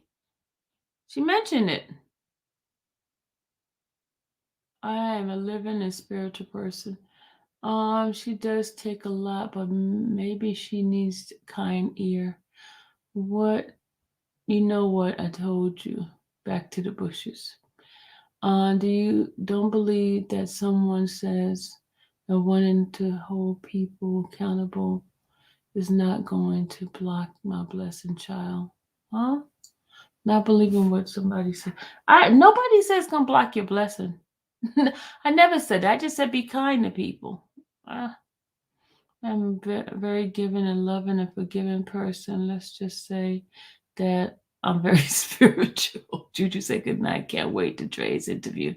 Can he stay with her if she has a felon record that costs one? I don't know. I don't know about that. Now she's gone. You can answer my super chat. Can you answer my super chat? What was the question, Glorious? Thank you, Sylvia, for showing the God in you and for all you do. Oh, you're welcome, Nikki. What Glorious, what was the question? What's the question? I'm waiting on your question so I can answer. We know it takes.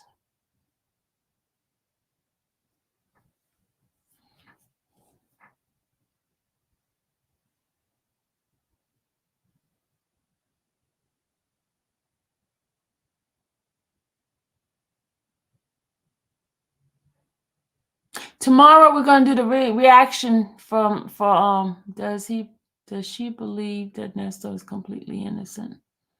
No, she said he's not completely innocent.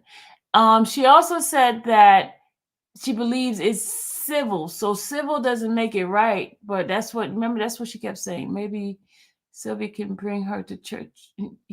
Emmanuel getting on my nerve. Emmanuel, you getting on my nerve. I don't even know the last time I stepped inside of a church.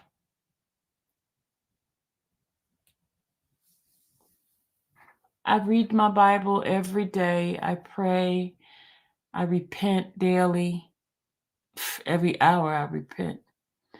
She needs her eyes open. You have to have an open mind to receive information. She's delusional. Y'all stop that. Y'all, I don't like the name calling, y'all. I don't know. I don't like the name calling because I don't like people call. See, I treat people how I want to be treated. I don't like people calling my name. I know how sensitive I am. So that's why I give the empathy to others because I know how it feels. I know how it feels. So that's why I treat everyone as I would want them to treat me. I'm a very sensitive individual.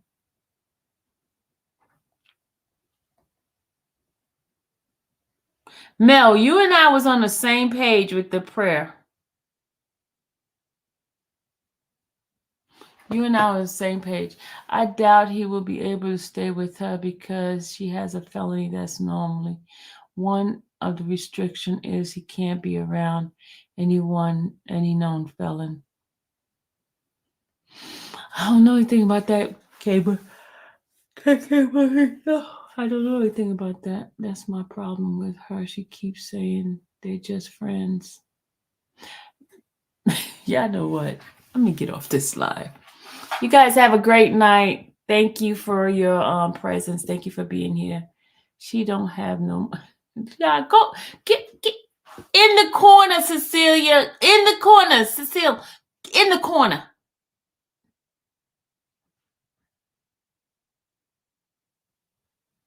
Yeah, she's in the corner. Y'all just be misbehaving. If you're standing behind a married man, you have to have tough skin. Lord have mercy. I'm getting off this live because y'all misbehaving. I'm gonna put some church music on there for y'all. You forgot your question. She just told me your question. Mel just gave me your question, Glorious. I apologize, Glorious, if I didn't see it. All right, my bad. I'm sorry. Please forgive me. Don't beat me up. All right, guys. You guys have a good night. Y'all just behave. I'm gonna pray for all of y'all. May the Lord watch between me and thee while we're absent one from another. Amen. You guys have a beautiful night. Give her a big hug when you. You know what? I'm gonna beat your tail. You see what you see? I'm gonna beat your tail. Oh my God. You guys. Y'all. You know what?